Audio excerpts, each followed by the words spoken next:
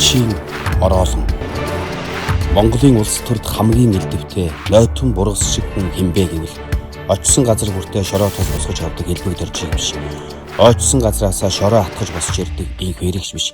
Огтны нүхэнд ороод гараад ирж мэдхээр алтан хуйгийг нэрлэнэ. Улс төр дудсан гэж бидний боддог бүх хүн өнөөдөр зодог шуудагаа эвхэж тавиад уяаны шонгооч буулгачаад байхад энэ хүн л тэдний ард жартайт л инээч гисэн янзаараа залтай овжин хിവэрэ тунаад үлдчихсэн байгаа нь сонирхолтой. Гончигдор жинх сайхан элбэгдор жинхвэлд инх хоёр Батуул гээд түүний үе тэнгийн гигантууд цөмөөрөө тахимаа өгчихсөн.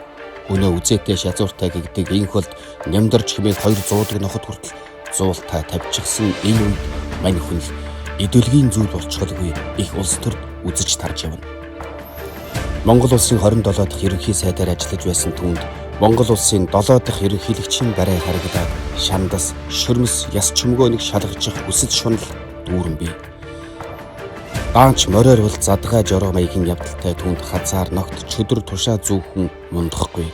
Эвгүүтэл энэ бүр гав дөнгөж болж хувирах аюултай. Гэвч хожоо солио хоёрыг хийж л явсан толгой. Хорчин гэх хочийг зүүжил явсан гайхал. Норвегийн алтан хуйг бол Монгол ардын намын хувьд босоо ороолон байж мэднэ. Барьж яваад ногтолчиж болохгүй, номгочлоод унчиж болохгүй, эмэйл нэг их тохолгүй хүн шиг, эмэйл дээр бүр мордуулчихгүй хүн шиг эмнэг хангалаар нь тойглоод байлгаж байгууштай сүүлчийн ороолон байгаа юм.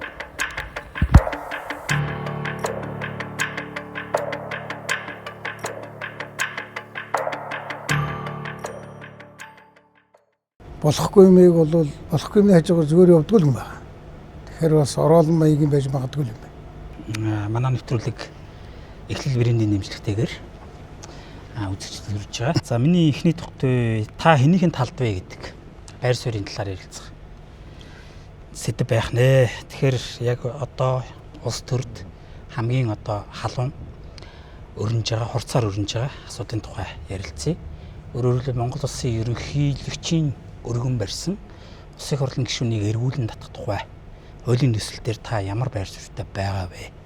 За одоо нэг бас тийм асуулт гарч магадгүй бэлдээд ирсэн гэдэг шиг би хэлэх гээд байна. Өнөөдөр бол манай үндсэн хуулийн дээр ч гэсэн тэр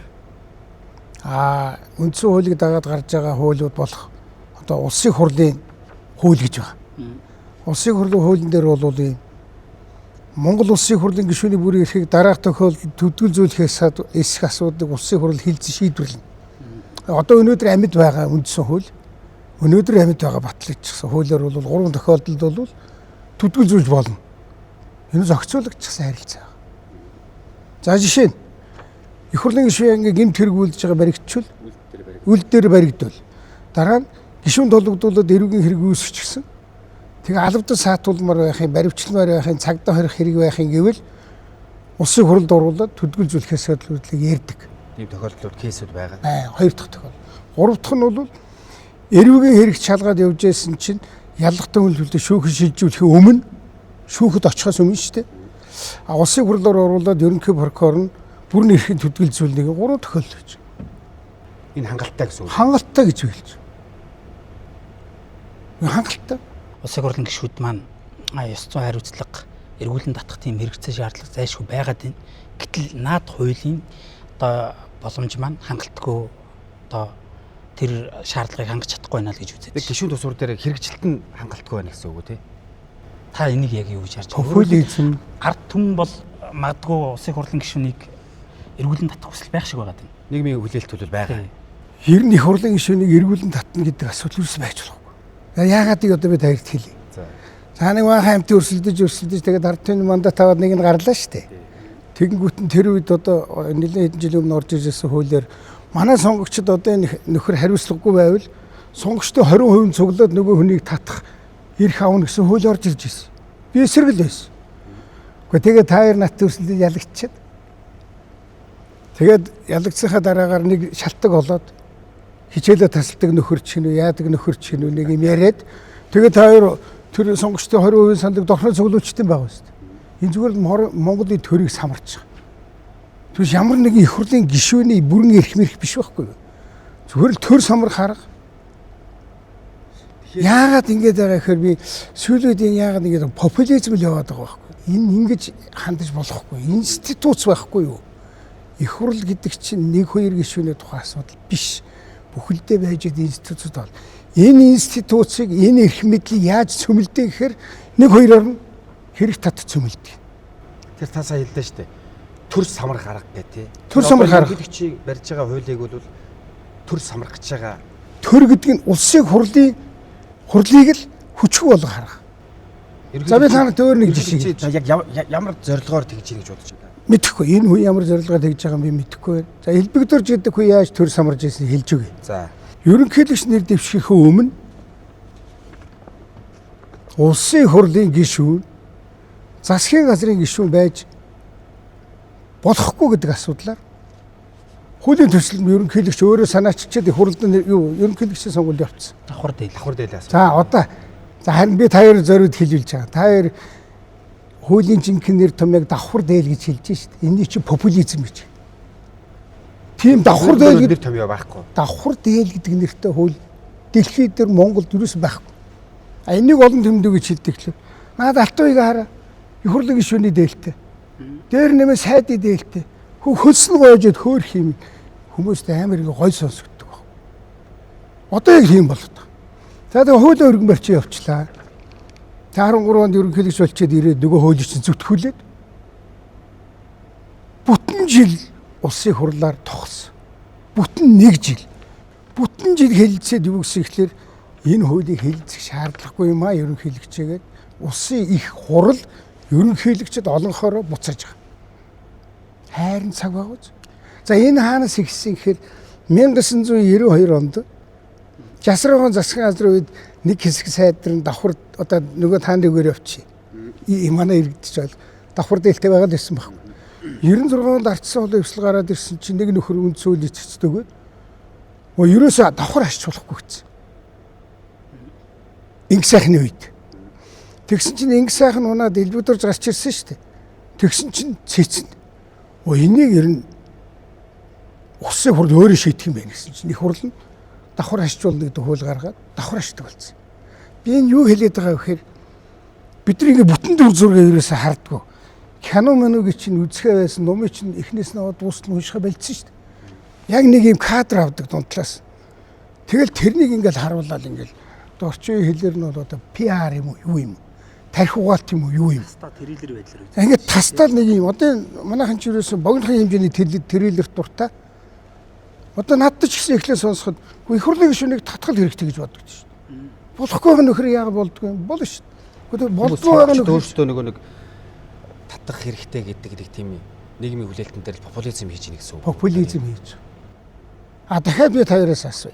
Гурван ярилцж бас болд юм байгаа шүү дээ. За энэ бол ингээд тодорхой нөхцөлд хэлчихлээ шүү дээ. Ёс зүйн зөрчил гэж юу юм? Тэр юугаар хэмжих вэ? Хэн хэмждэг юм? Ёс зүй гэж юу юм? Хичээл талсан. Одоо их хурл дээр одоо ингээд хичээлдээ ерөөсөө одоо хичээл биш л дээ чи хурл чуулганда. Их хурлын чуулганд нэгэ суугаал нэг л их томоотой юм. Нэг л юм. Ганц хууль санаачилдгүй, ганц үг хэлдэггүй. 4 жил карвал шиг байж байгаа нэг нөхөр явуулаа. За одоо энэ тэгээд өстой ёс зүйтэй хүн үү? Хэн хэмжих юм? Хэмжүүч хаана? Гэхдээ манай их хурлын гишүүнийг ардын намын жагсаалтанд орсон нэг залууныг хөөх юм ярьсан шүү дээ. Энийг хэдэн грамм гэж хэмжих юмыг хэдэн метр гэж яриад байгаа юм. Хэмжүүрээ мэдэхгүй юм. Тий. Хүн чи хүний жингийн чи килограммаар хэмждэг. Юмны уртыг чи метрээр хэмждэг үстэй. Та ёс зүйгээ хэмжин шүү дээ. За та одоо тэгвэл тэр ерөнхийлөгчийн эргүүлэн татах хуулийн эсрэг байр суурьтай байгаа юм байна. Гэхдээ одоо та бас ингээд юу дүгнэлт хийдэг. Эсрэг байр суурьтай биш. Би өөрөө их сургууль 10 жил багшилсан гэх юм уу тийм үү? Гөө байж. За 10 жил багшилсан. Би чинь судалгааны ажил 10 жил шахуу хийсэн, ноцолдсон хүн. Асуудалд бодтой ханд. Зөв. Тий, ойлгож байна. Ямар асуудал яг гаргаад тавиад байгаа. Яг яах гээд байгаа энийгээрээ. Таны байр суурь бол одоо илүү бодтой гэж та хэлж байгаа юм шүү дээ тий. За тэнгууд одоо ерөнхийлөгчийн зүгээс хуулиа дэмжүүлэхийн тулд ард нийтийн санал асуулга явуулах гэж.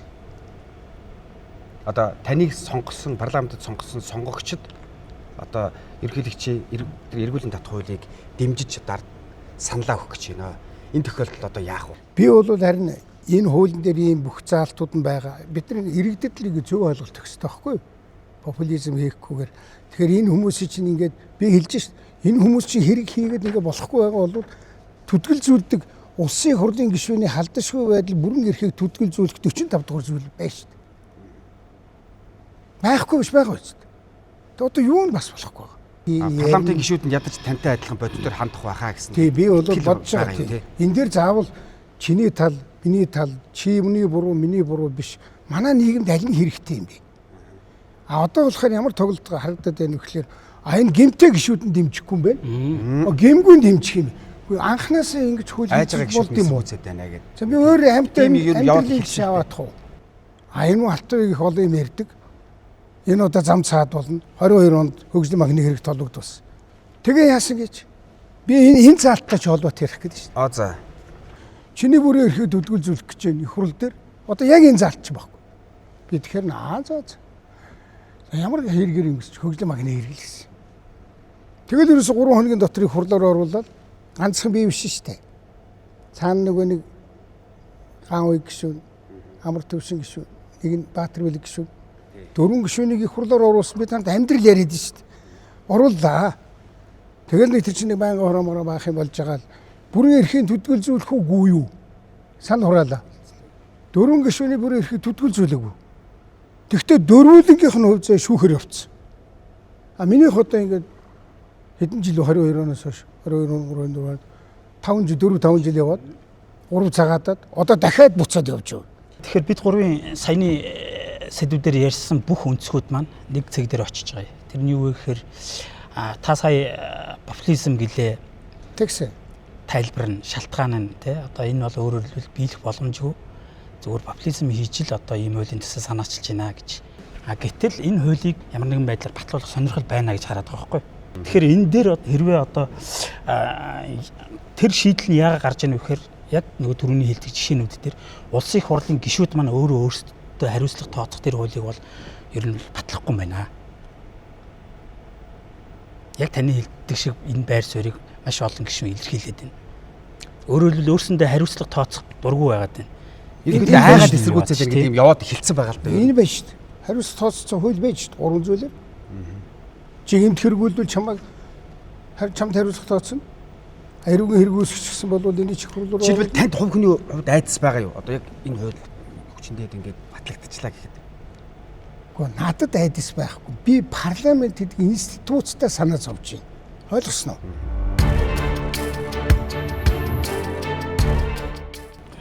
Тэгэхээр энэ маань хэрвээ яг бодит ажил болчих юм бол ер нь аюул занал ирж байгаа гэж үздэг юм тий. За яагаад гэж? Монгол улсын ерөнхийлөгч ард түмний сонгогд. Монгол улсын хурлын гишүүд бас ард түмний сонгогд. Аль нь ард түмний итгэл хүлээсэн хүмүүс байгаа ч тий. Тэгэхээр энэ хоёрыг яаж балансаж ажиллах ёстой юм? Ойлгож байна? Нэг нөгөөхөө толго дээр гараа сууж болох юм уу? Ойлгож байна? Суудсан байгаа юм биш үү одоо баг. Ер нь сууч. Хуулиараа суугаагүй байхгүй. Хуулиараа суух. Тэгэхээр ер нь суучаад. Тэгэхээр одоо суух арга чинь наадч байж болох байхгүй юу? Хуульчилж байгаа суух гэж шүү дээ. Хуульчилж байгаа сууж болно. Яагаад гэвэл одоо манайхан би яг муу хөг хэлэх гэдэг. Нөгөөдөл чинь ингээд барьцаад авна гэсэн. Одоо энэ хууль батлагдчих юм бол их хурлын гишүүд бол дуурахгүй. Бүгдийг нь төмсөв. Бүгдээрээ сайхан ингээд онц сурлахтанд онц юм уу одоо хэлгүй харуулъя ч юм мэдгүй. За их төв тэгээд тэгж байгаа нэг юм. Энэ чинь бол манай улсын тусгаар тогтнол аюулгүй байдал том занал хил учруулж байгаа. Би энэ яагаад ч юм энэ чинь амьдрал дээр тохиолдоод байдаг. Намайг их эрдэнэтэй сонгогдсон чинь эрдэнэний хэд нөхдүүд манай ийм болцсон шүү дээ Монгол улс дандаа мөнгөөр ажилладаг. Нэг хэд нөхдөө жагсаа суглаа хийгээд Ганбаатар манай Босгонбаатар хэлж. Тий. Ганбаатар алтан хоёрыг их хурлаас буцаан татна. Хэдэн хүмүүс сугалж гисэн. Гарын өсөг цуглуулна. Хөш ийм улс дэлхий дээр одоо байхгүй шүү дээ. Энэ хүмүүст бол их таалагдана. Нэрийн хулгайч нар чинь ингээд идэж уугаад ингээд янз буруулаад байгаа бол эднийг яагаад татаж болдгоо. Тэр үл манай иргэдийн боо биш. Тэн дээр тоглоод байгаа. За асуултаа лавшруулаад асууя. Тэр хуулийг яг санаачилж байгаа зорилго нь яг та яг юу гэж харж байна? Парламентын бүрэн эрх халтаж таны хэлдгээр базаж атгандаа оруулах ийм асуудал байна уу? Эсвэл намын дотоод зодооноос нь үүдэлтэй санаачлага байв уу? Би одоо бол ардын намын зовлон бол Монголын зовлон болчиход. Тий. Үнэн дээр өмнө бас ийм болсон шүү дээ. 30 хэд ч 60 хэд байжгаад хоорондоо ийм болчиход 17 он. тэгээ нэг хэсгээ хүнээ дуусгасан үстэй. Тий. Тэрнийг яаж хийдэд байгаа вэ гэхээр одоо ийм хөвөл гаргах байдлаар нөгөөдүүлийг барих гэдэг шүү дээ. Чи танаа хэсэг дуугаараа танаа хаятайхан байгаараа хин чадaltaй нөгөөх юм гişүү. Энэ ерөөсөө Монголын төрлөө намын дотор талын зодоон тэнд хүчний хайцсан ерөөсөө авчирч болохгүй. Намынхаа даргаыг тэндээ шийдэн үз, хурлаа тэндээ хийн үз, олон цөөнх болдог тэндээ болно үз. Тийм биз? Цагаан байшинтай хэрүүлээ. Тэндээ хэрүүлээ хийн үз. Одоо бас тийм болчиход шүү дээ. Сая нэг зандан шатрын засаг газар үздэй. Тий. Тэрнийг огцрохтой холбоотойгоор бас нэг асуудал үүсэл. Тэнд чинь ардчсан нам ямар ч хамаагүй шүү дээ. Нөгөө олон хүчин 60 хэд үстэй бараг 70 хүн байгаа шүү дээ. Тэд нар мэн шийдсэн асуудал шүү. Тэгээ тэд нар мэн бас хоёр болцсон учраас л ингээд юм. Би тэгээд одоо зүгээр ерөнхийлөг зөвлөхөд би гэхдээ ерөнхийлөгчийг бас хийж ингэж бодохчгүй байна. Энэ ардын намын нэг хэсэг нь үүмгэлж юм л дээ. Одоо нөгөө нэг Гэхдээ бол шахтуулчаад нэг хоёр тал болж байгаа ерөнхийлөгч ялчгүй санаачлаад өргөн барьчаад байгаа шүү дээ. Тэгээд яг хөө тэнд нөлөөтэй хэсэг нь хийлгцэн байх л та. Тэгвэл тэгж Таны бариад хаа ингэх юм бол ардаас оноо авнаа. Тий. Гэхдээ тий. Ер нь бас нэг хэм блээл тэр оюун эрдэнэ сайд ямар нэвтрүүлгээр бас байх ярьсан ш. Тэн дотор нэг аюултай юм яриа л хэлээ. Би энэ оюун эрдэнэ сайдын тэрнийг ярьж байгаа юм сонссноо. Битүүрийн хувь заяа их төсөөтэй юм байлээ. Гэхдээ энэ бол Алтан уяг оюун эрдэнэ хоёрын хувь заяа элбэгдүрж хөрөлсгөө хувь заяахаас илүүтэй ерөнхий сайдын хувь заяанууд их төсөөтэй байлаа шүү. Би бол анзаарахгүйсэн байлээ. Энэ байхаас үүсэх гадаад чи юу ч ярьдгүй байсан шүү дээ. Энэ хоёр гэдэг хүн чинь бараг л хөрөлсөх өдөр ахтуу хоёр нэг нутаг нууг нэг фаракс маракс билээ. Би тэгэхээр за тэгэл болж илээ бол улсынхаа төлөө амж ажиллана үстэй гэсэн. Ажиллаж чадсан шүү. Тэрнийгээ сайн ярьж ийл шүү. Сайн ярьж байгааг сонсохоор надтай ямар адилхан нөхцөл байсан юм бэ? Тэгэхээр энэ хувь хүний биш засаглалын асуудал байна. Хувь хүний биш шүү. Хувь хүний биш. Хоёр найз хүртэл үзэж байгаа юм шүү дээ. Илвээ битүүрний мундаг найз биш л дээ. Гэхдээ битүүр чинь би ер нь хүнтэй найз нөхөрлөн гэж тийм ойлголтыг нэг хойш хайцсан. Ягаад гэвэл төрөө одоо альбомд явсан хүн ард түмний ихтгэл хүлээгээд явж байгаа хүн биш дээ. Найз нөхрийн тухай бодохгүй. Ажил үүрэг хариуцлагын тухай. Тэрнийг л ярина.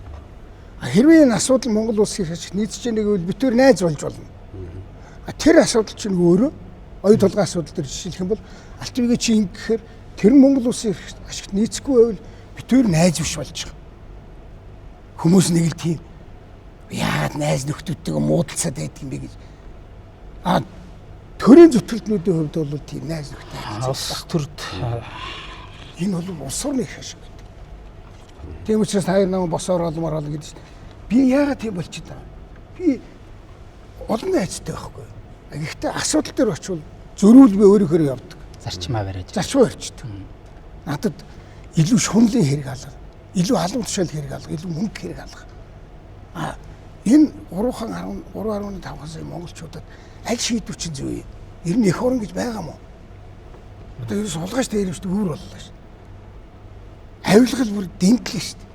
Тэг яагаад энэ дээр чи мэдээдэртэй найз нөхөдгээд хамсаатан байх шүү дээ.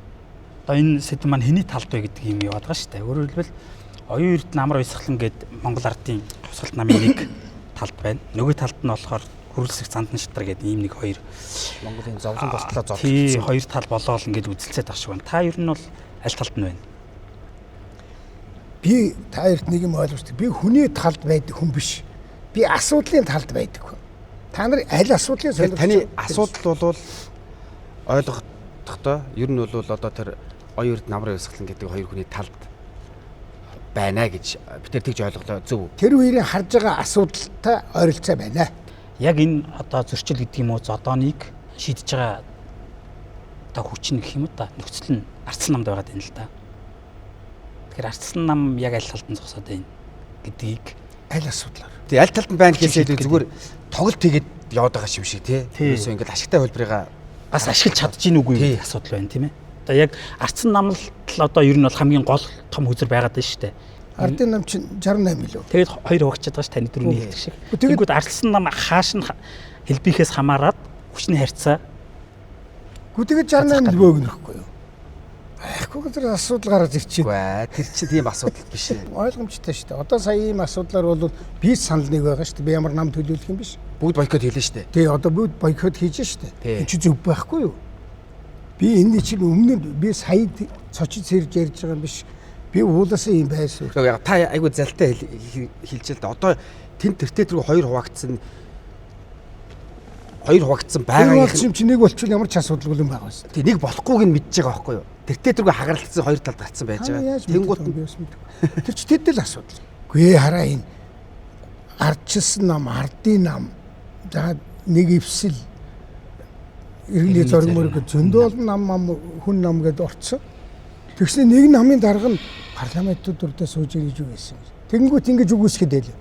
12-оос 16. Миягомбын хөлд. Хөөе. Зандагүйгийн хөл сууж исэн. Би Миягомбын хөлдийг их хурлын дарга болоход тэр үед хэлж исэн. Ажлаа өгөө гэдэг.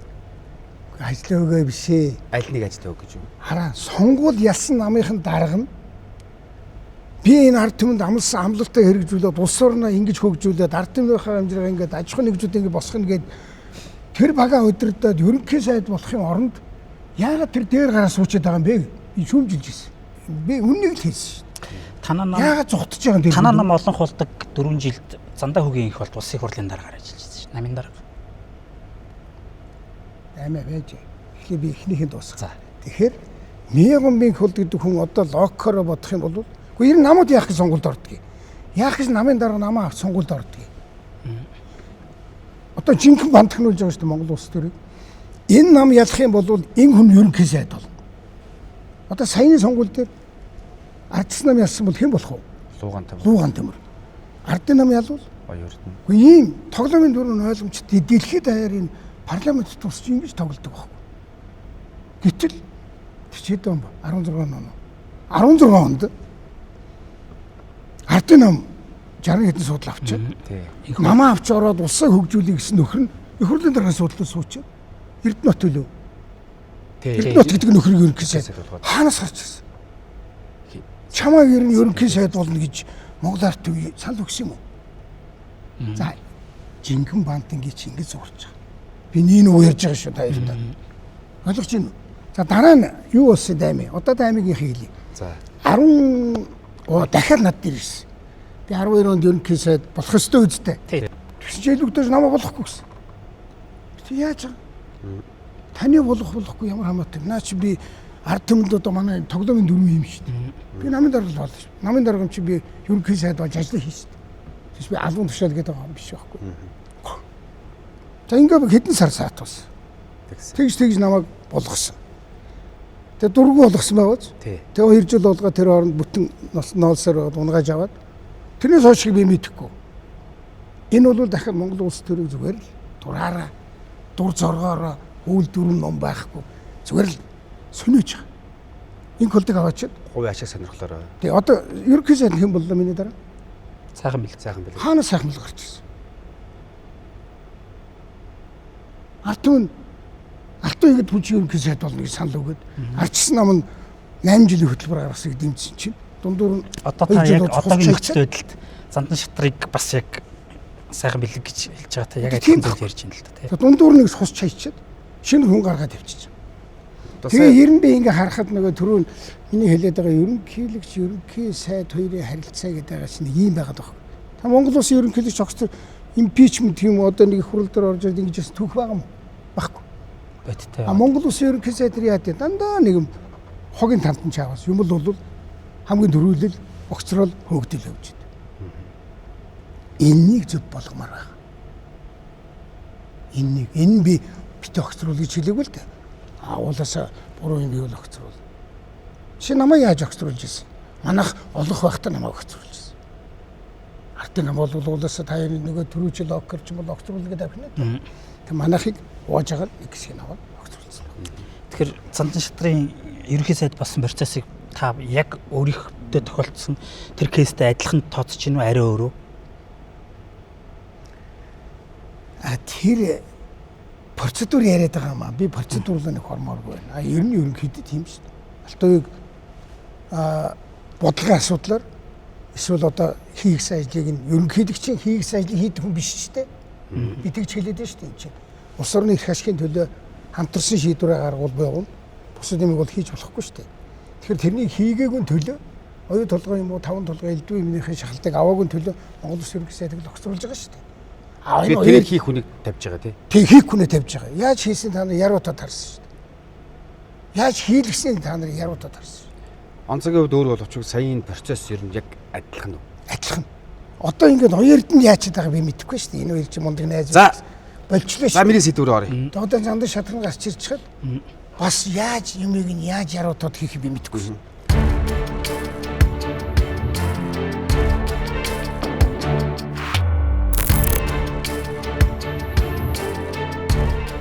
За танд хэрэгэлдэг нэг зэвсгийн талаар таас түрүүн бол дурдлаа. Нэг юм зүй тогтол ажиглагддаг. Таныг ямар нэгэн улс төрийн одоо нүүдэл хийх болгонд яг энэтэй зэрэгцээд хууль шүүхийн асуудлууд босч ирдэг тантай холбоотой. Та чи ямар ч ярмуудын хууль шүүхийн асуудалтай. Тэгээ энэ яг санамсаргүй давхцлуу эсвэл тийм санаа зоригтой ийм үйл явдал байдаг. За жишээлбэл 2014 онд авилгатай тэмцэх газар таны тухай хэвлэлийн баг гурал хийсэн. Тэгээ яг тэрний маргааш нь шинжлэлийн засгийн газар огцорсон. Шинжлэлийн засгийн газрыг огцруулах энэ төслийн нэг хэсэг нь тэр авилгатай тэмцэх газрын тэр мэдээлэл байсан уу? Тэг шаардлагатай. Байсан. Санамсаргүй тохиолдол биш үү? Юу санамсаргүй даваа минь бүр санаатаагаар зохиол бичиж яагаад огцруулдаг вэ? За яаж тэрэнд АТ-г яаж оролцсон? АТ-г юу? Тий. За яагаад АТ-г оролцож байгаа юм? Одоо хэдүүлээ дандаа тогтолцоо бас давхар ярихгүй. За тий. Ойлгохдохгүй. За элбэгдүүр гарч ирээд юу хийсэн? 9 он хүртэл. 9-өөс 13 он хүртэл. 4 жил хугацаанд. авилгатай. За нэгдүгээрт Монгол Улсын прокурор гэсэн байсан. Прокурорын толгойг авж штэ. Хууль гэнэлтийн байгууллагын толгойг л авна. Өөрийн хүндээ. Хоёрдугаарт авилгалтай тэмцэхийн дарга дэд дарга хоёрыг шоронд хийж хагаад авилгалтай тэмцэхийн дарга дэд дарга хоёрыг авцсан. Ингээд АТ-г прокурор авчиж байгаа юм. Одоо юу хэлдэв? Шүүх. Шүүхтэр зоригтыг дахиад тавьчихсан. Биш ээ, зоригтыг тавиагүй. Өөр хүн байсныг авчираа зоригтыг тавьсан. За ингээд хүнийг мөрддөг, хэрэг үүсгдэг. Тэр авилгалтад тэмцэхэд гарт нь орлоо да. Одоо шүүхтэр очиход ногоон гэрлээд шийднэ үстэй. Тий, өөрийнх нь энийг чи би хонгил гэж хэлсэн. Хонглыг ингэж өгсөрдөг. Тэгвэл энэ дотор нэг юм хэл нэртгий шиг энэ шатнд нь бол шудраг хүмүүс байгаа шүү. Тэгвэл тэднийг хажуугаар яв. Тустай хонгол үүсгэх. Тустай хонгол үүсгэх. Энэ хэргийг яг энийгээр дамжуулаад ингэж дуустал яв. За хоёр дахь кейс нь 2017 онд танай намын нөгөө нэг өөр дүрмээр нэг намын даргын сонгох хэрэг сунгаан боллоо шүү дээ. За энд яг тэр намын даргыг сонгох сан дураах өдрөөс 3 хоногийн өмнө АТ-г таныг дуудсан. Тэгээ та намын дарга болж чадаагүй. Энэ бас таныг намын дарга болохгүй тийм төслийн бас нэг хэсэг байсан уу? Тэр зохиол АТ-г чинь тий. Тэр зохиол юу гэж хэлж байгаа? Чи юу сайн судалсан байх юм? Манай намын даргын сонгуулийн санал хураалт болдог өдрөөс 3 хоногийн өмнө орой намайг дуудаад Алтан уягийг яллагдагчаар татв гэдэг тэр өгүүлбэрийг орон даяар цацж байгаа. Энэ юу гэсэн үг тэгсэн. Танай намынхын санал өгөөд та нар ялтан дарахтаа болох юм биш үү гэж хэлж байгаа. Энэ амар зохиол чи зохиол бичдэг шүү дээ. Наадвал чи. Тэгээ энэ дээр нэг нюанс байдаг л та. Таныг ялж гарч ирж байгаа хүн таны хэлдгээр, таны ярьдгаар нөгөө манангийн чинь буюу төлөвлөдөг тийм үү? Ялдаг хүн үү? Тий, таныг. Тий. Тэгээд давхар хэнийг ялуулах нь надад болж шийд. Тий. Яг ялуулах хүнээ шийдсэн гэсэн үг тий. За мөн 26-нд ерөнхийлөгчийн сонгуульд сая нэр дэвшгээ илэрхийлээд гэтээ таныг нэр дэвшгээ илэрхийлэхээс өмнө судалгаагаар таны рейтинг ингээд дээгүр гараад ирсэн байхгүй.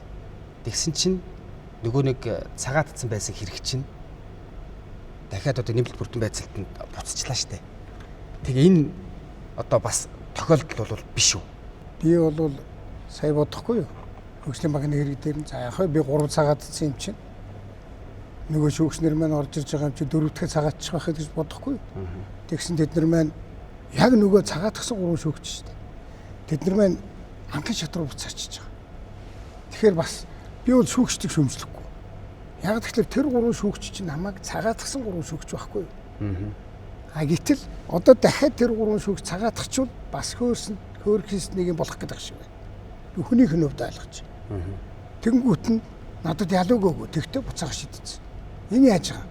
Ерөнхийлөгчийн сонгуульд хүртэл яг уяатал байлгаж хэлээ. Гэхдээ энэ ерөнхийлөгчийн сонгуульд нэр дэвшгэлээр хийлээд ер нь ингээд за намын рейтингээрч байдаг юм ингээд таны рейтинг ингээд дээгүр болоод нэг тийм тэр нэр дэвшиж магадгүй кандидат ингээд таны нэр яваад штэ тий. Тэр эхлэлтэй холбогдуулаад энэ хэрэг дээр за ер нь хэрэг одоо ингэх юм байна тий. Айгуул бүрдэн байцаалтанд буцах юм байна. Энэ хэрэг дахиж цогцох юм байна гэж та дотроо бодож ирсэн юм. Тооцоолж ирсэн. Яг бол та чинь яг энэ асуудал дээр долоо бодуулсан ч хонш. Би тооцоолж байгаа. Мэдж байгаа тий. Тийм тооцоолж байгаа. Наадвал чи одоо яаж хугацаа авах вэ? 4-5 жил явцыг хэрэг шүү дээ. Тэгэхээр яаж Сүр болохгүй байлаа гэхэд эсвэл танд торгууд ял өгч байдаг юм уу? Тийм. Одоо зөндөө бол хөлрөөдчихсэн байна. Тий. Тэгэхээр хариу хөлбөр бодсон нь бол гэж асуудаг шүү дээ. Тий. Гэхдээ надад ямар нүүдэл байх вэ? Ерөнхийдөө чи миний хөлөг тушчаал. Байлгаж байгаа хэрэг шүү дээ. Гэхдээ өөр бас нэг үнцүүгээд нэгд хууль шүүхийн байгууллага шалгах шаардлагатай байгаа хэргийг улс төрийн асуудал болгоод ингээд сарниулаад байдаг. Эсвэл өөрийгөө хамгаалах хэрэгсэл болгоод ингээд байдаг. Би 4 жил шалгуулад эн чин анхан шат, дунд шат, дээд шүүх, дахиад анхан шат, дунд шат би 5 удаа явж штт. Би ямар нэг юмнаас ухтаагаагүй төрөөч нэг уушдаг хуулийнхаа дагуу бүрэн эрхийг минь төдгөл зөөсгөө. Тэгсэн мөртлөө би бүх одоо би дараачийн ээлжинд бол энэ хонглын чи шүүхийнх нэг хэсгээр явж байгаа штт. Гэхдээ тэр би дахиад нэг шүүгчд буруу байхгүй шүү. Сая бол цагаат таснасаа жаахан буцчихлаа. Тэр бол би дарамт шахалт очиж. Би энэ дэр нэг хэлчихв. Яагаад ингэж байгаа гэж. Шүүгчдийг бас аюу хүнд байдалд оруулаад байгаа байхгүй. Тэгнэж дээрээс чинь ингээл дээрээс ч юм уу дээдлийн доотлоос ч юм уу ханаас бас мэдэхгүй би. Чиглэл өгч шít. Наадах ингэмээр байна. Энэ чинь энэ хууль хяналтын байгууллага чинь ерөнхийлөгчийн хамаарлал юм байхгүй юу? Шудраг бусын хонглогддог. За одоо энэ нэр томьёог та анх зохиосон. Та анх шудраг бусын хонгол гэж зарласнаас хойш 10 жил болжээ. Одоо үндсэнд 10 жилийн ой болж байна. Танд 10 жилийн ой минь төргийе тэр шудраг бусын бараг 10 жил. Тийм. 4 сард зарлажсэн. За тэр үеийн хонгол өнөөдрийн хонгол хоёр юугаар ялгаатай байна? Өөрчлөгдсөн үү? Эсвэл тэр хонгол нурсан уу? Нэгдүгээр нураагүй. За. Хоёрдугаар түлхүүрний хэвээр. За. Түлхүүрийн эзэн солигдол яваад. Би шулууга хэлчих. Таны зөвлөх байсан ганц өх 4.6 жилээр шүүхээр ялаа авчихсан шүү дээ. Ялаа эдэлчихсэн. Та тэрийг хонголцсон гэж үздэг тийм ээ. Тэг. Тэр гин буруугүй юу? Хөөе. Нэг тоон нь 200 мянган төгрөгөөр зарагдаж байсан. Гэр хорооллын шуудатай нүүрс шүү. Би одоо эдгээр том нүүрс яриаггүй шүү. Шуудатай нүүрсийг 80 мянган төгрөгөөр борлуулах боломж олгосныхаа төлөө шорон цогно гэдэг чинь хонголтуулж байгаа юм. Энэ тэгтээ ганц үг бол бүр миний өмнөөс хэлмэгдсэн шүү. Алтан уягийн хэрэгт хийхэд тулд алтан уягийн ахлах зөвлөх нь ингэсэн гэдэг юм олон нийтэд үзүүлжээж намайг унгахын тулд гэсэн. Тэгтээ намайг унгаасан шүү дээ. Тэгсэн. Хэнийг бол хохироос хэлмэгдүүлсэн. Ганц үг. Тэгээд зорилго нь таныг унахал байсан юм байна. Намайг унгаах байсан. Зорилгодоо хүрсэн. Тэр хүнийг шоронд хийх ямар хэрэг байх. Энд тэгэхээр ялчгүй хэрэг байсан юм шүү. Бид бол нэг нууц юм хэлчихв. За. Намайг ерөнхий сайдаас огцруулсны дараа сайхан бэлэг ерөнхий сайд болсон тийм ээ. Тэгээд эднэрний баахан намын дарган дээр инх болмолд болоод баахан. Би тэгэд дэлбэгдэржээс ганцхан гойсон. За наад энэ ганц дээр үүсгэсэн хис хэрэгэл нэг хэлмэгдүүлэлтэ зогсоогоод өгөөрэй гэсэн чинь за гэсэн. Тэгсэн илүүдээс нэг эвгүй гэсэн. За. За яг бай тэгээд нэг давд заалдаж бариад болно үстэй. Шот. Ойлгож байна уу? Тэгэхээр би манай ганц ял өгөх юм бэ? Шийдвэр нь гарааг багт тий. Анхан шатн дээр лав ял өгөх юм бэ те? Давд заалдаж бариад болох юм байна гэд би хүний гордлого тасардгүй юм байл. За би ингээд 3 сар шүүх хурал дээр нь очиж суусан. Ял өгсөн. Тэгэхээр за нөгөө тгээ хэлж байгаа юм. За тэгвэл намар 9 сард хурал нь болно те. Биш 12 сард давх нь. Дахиад ял өгсөн. Тэгэхээр би нөгөө ердийн гишүүн болцсон. Нөгөө илүүдэрчтэй уулзах гэсэн чинь намайг хүлээж авч уулзах болцсон. Тэгээд 3 сарын 20 хэднээр дээч шүүх хурлаас. Би бүгдд нь сууж байгаа шүү дээ. Тэгээ 3 сарын 20 гэдэнд ороо суусан чинь ялын инах хоёрын батсан. Ингээд миний мөн найз хэлмэгдсэн.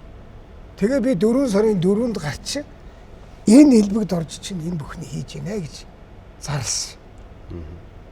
Би ч бас овоо чардсан байгаа үстэй. Бас нэг хүнийг хилмигдүүлчихгүй тулд би бараг жил шахуу явуулаа шүү дээ. Тэгээ ганц сух гэдэг хүн ял авчингууд алтан үеийнхтэй холбоотой юм чинь алтан үеийг энэ буруутай юм байна гэдэг танаа сонгогч чинь тийм ойлголт авчих штэ. Тэгээ та сонгууд ялгагдаж байгаа штэ. Гэхдээ тэгж дуусгаж байгаа байхгүй хамгийн муухай. Гэтэл надтай шал өөр юм ярьж штэ. За энэ засаг масаг элдвийн байгууллагад ингэж туславал наадах чинь одоо ингэ тэгтээ тав заалдээ шүү.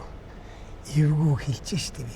Одоо ингээд шухуу шөхөр айгүй олон жил одоо ингээд байсан хүн байж таа. Бараг өөрийнхөө дээрэлсэн тэр хонголд одоо сүүлийн хэдэн жилээр амьдрсан улс төрч байж таа. Тэгсэн мөртлөө яг цоошлогдоод явцсан юм байхгүй. Тэгсэн мөртлөө зүгээр одоо нэгэн та технологиг нь мэдж байгаа чинь зүгээр болчул яадаг. Болчул санаа амарчул танд энэ олон хэрэгүүд чинь гарч ирээл таныг ноолоод байхгүй амар юм биш үү. Тэр хонголоосоо холдохын тулд тэр улс төрөөсөө гараад бүр санаа амарчул яадаг. Энэ улс төрд орж ирээд би өөрийнхөө чугмаар л явсан. Би та ихт нэг зарчим яриад штэ би найз нөхдийн тухай яриаг байна. Би зарчим ярьдаг. Би энэ зарчим дээр явахлаар л ингээл зарим нөхдүүд иржнийг нийлээл заримдаа алга болж явдаг. Ерөөсө хамгийн том Монголыг хөнөөж байгаа юм чинь бидний сонгоод гаргачихлаа гэдэг хүмүүст хүсэл мөрөөдөл эх орон ард түмэн эднийг одоо өөдөн татах тэр сэтгэл зүрх дутаад байна. Юу их вэ? Мөнгөний шунал, албан тушаалын шунал, цадаж ханддаг. Их мэдлийн шунал. Одоо энэ их мэдл над байна. Би одоо дахиад цаашаа явахын тулд яах вэ? Ингээд. Одоо та амьд жишээ хэлээд өгч үү? За. Элбэгд орж 8 жил ерөнхийлөгч хийгээв ч 2 удаа. Тэгсэн.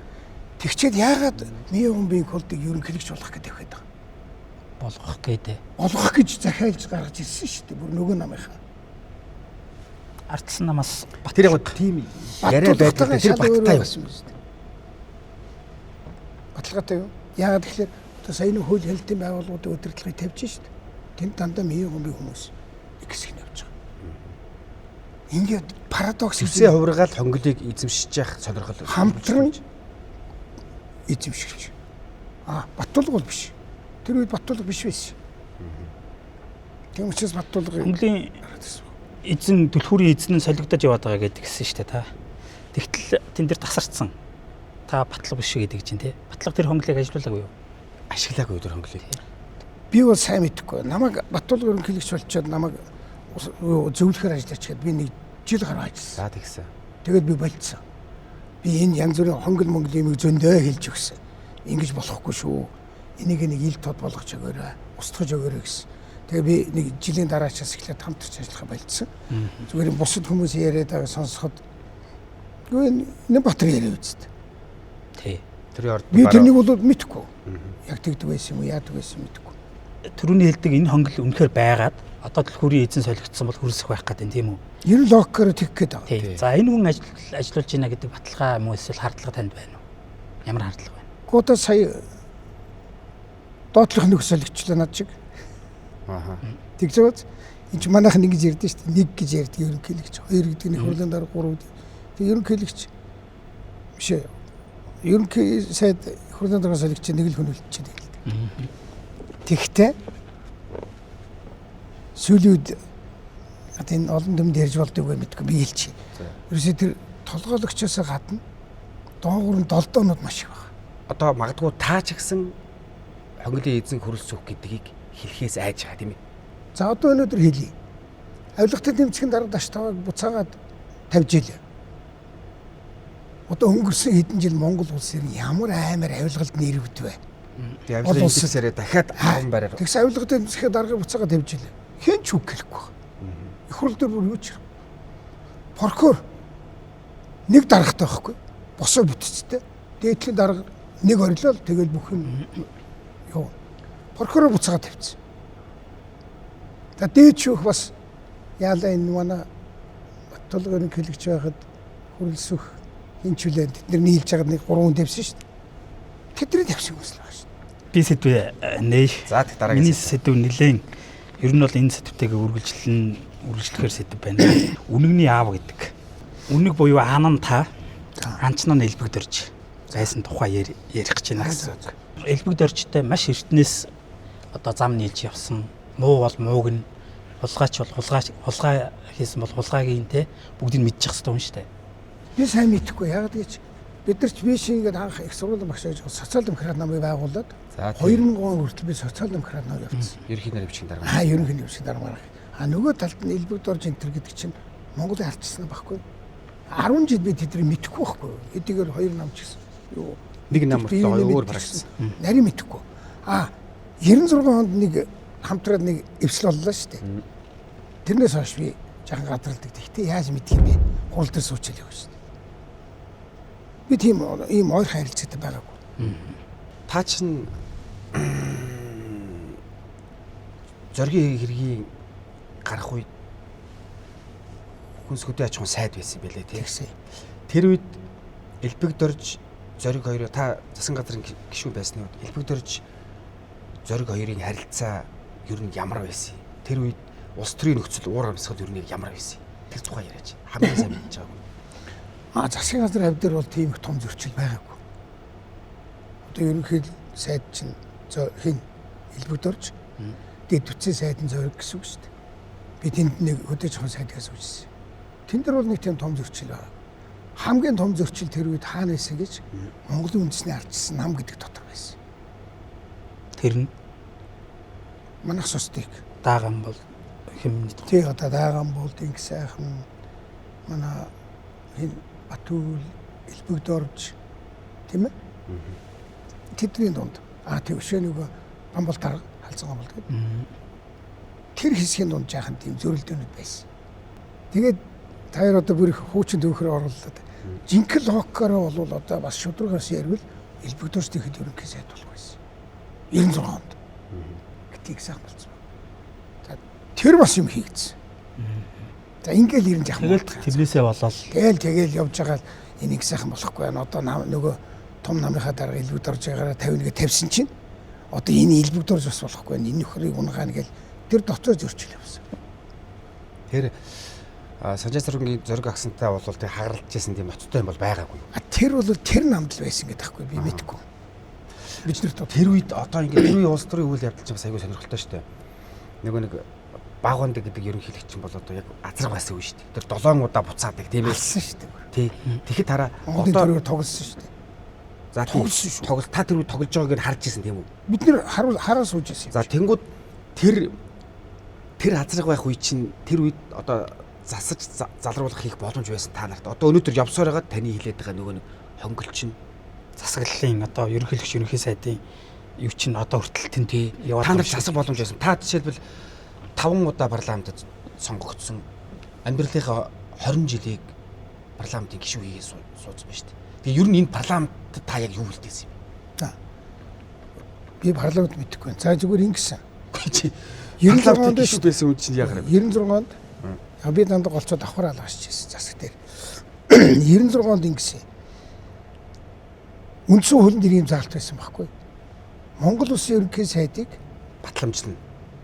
Зөвшөлдсөн. Зөвшөлдсөн. Ер нь Монгол улсын ерөнхийлөгчдөө зөвшөлдсөн гэдэг ингэдэг. Тэгээ яг эхнийх нэг сайхныг ямар ч асуудалгүй явуулсан. Дараа нь элбэг доржийг асуудалгүй явуулсан. Тэгээд яг нөгөө элбэг дорж огцорсны дараа дараачихын ерөнхий сайдыг тавих болсон чинь Багванд гой чинь зөвшөлдсөн. Зөвшөлдсөн гэдэг чинь би энэ хүний чинь авахгүй. дааган болтыг хаалсан шүү дээ. Яг буцаадаг юм ингэж ихсэн байхгүй. Тэр чинь хэдэн сар хуулийн дээр байгаа өгүүлбэрийг тэр хүн өөрийнхөө ойлгоод ингэсэн гэсэн үг. Хамгийн сүүлд нь бүр юу болж дууссан гэж сүүлдээ бид нар чинь манайхан чинь ямар том дарга байсан биш. Манайхан ч учрал болохоо байгаад одоо энэ яах вэ гэсэн чинь ерөнхийлөгчийн зүгээс 5 хүний нэр хэлдэг байхгүй. За Та нар яасан сонин нөхдүүд вэ? Энэ танайхан дотроос айгу 5 хүн байна шүү дээ. Эдрээс ч өгчвөл би тавьчих. би хэлэх гээд штэ гэх тийм. Тэгээ нарийн цэцэрлт тасдаг. Эннийг яаж зассан гэхлээр энэ системийн гажиг байхгүй юу? Үзүүлэлт өөрчлөлт оруулаад 2000 онд нөгөө хамтарч юу 2000 оны үед үндсэн хуулинд тэр парламент байхгүй юу? Одоо ямар гавь явуулсан гэдэг чинь тэр парламент өөрөө ийм алдаа гэдгийг илрүүллээ шүү дээ. Тэгээд орхон долоог хэлэх гээд байна уу та? Тий. Тэг одоо долоо буцаадаггүй болгосон тэр өөрчлөлтийг чинь 2000 оны төгс юу ихээр үндсэн хуулинд оруулаад өөрчилсөн. 19 онд үндсэн хуулинд өөрчлөлт орууллаа шүү дээ. Манай ардын намынхаа олох байхтай. Энэ сайн өөрчлөлт хийсэн. Энэ бол би сайн өөрчлөлт хийж байгаа. Тэгээ одоо энэнийхээ эсрэг юм болж магадгүй бол. Тэгсэн хэрнээл эргэлгч үргэлжлүүлэн засаглах гэдэг нэг хадлага нь байсаар л байгаа даа. Тийм парламент засаглалтай мөртлөө албан бусаар ерөнхийлөгчийн засаглалтай болчиход байна да. Энэ ерөөсөө хууль хяналтын байгууллагын бүгдийн ерөнхийлөгчд өгсөн л гайвалж. Тэр чинь амар том зэвсэг болчих. Зэвсэг нь байгаа юм тий. Одоо бүр дотор хонгол ухаж ядчих шүү. Тэгэхээр чи бүр Одоо энэ хууль батлагдах юм бол бүр тэр нь баталгаажаад бүр би бол болгоомжилж байгаа юм чинь тэр байхгүй юу? Тэгэхээр ерөнхийлөгчийн хүч бол тэр 1 жилээр 6 жил мэлдээч биш. Ер нь бол зүгээр хоёр шүүхийг гартаа татсан байгаа юм шүү. Байгууллагуудыг л томилгоо хийдэг л тэр л аимшигт болж байна. За, сэдврүүгээ эргээд оръё. Сая анчны тухай ярьлаа тий. Та бол ам болж исэн, агнуулсан.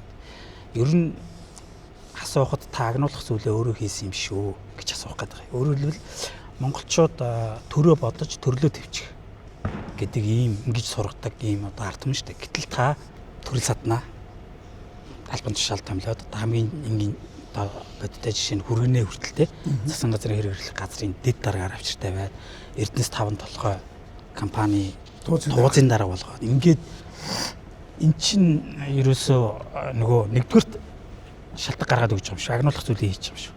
Хоёрдугаарт ашиг сонирхлын зөрчил нөгөө ёс зүй гэдэг юм чинь та энийг бодох хэрэгтэй байсан юм шүү гэж асуух. Магадгүй. Тэр миний хүргэнч биш. Хожим хойно манай тэр дүүгийн нэг охинтой учир ургуулсан тэрэг. Одоо энэ гэрвэл бүр байхч. Тэгэхээр таймгийн хэлдэг бас үн шалтгаан өгсөн үү гэж. Сая одоо хоёрд нь бас бэргэн гэж байгаа биз. Бэрчүүл. Бэрээсээ болж. Бэр хөргөн. Энэ хөргөн бэр. Энд дахиад зохиол байхгүй. хөргөн бэрүүдээр л цохиж унгаад. Энэ зүгээр технологи болцсон байхгүй да.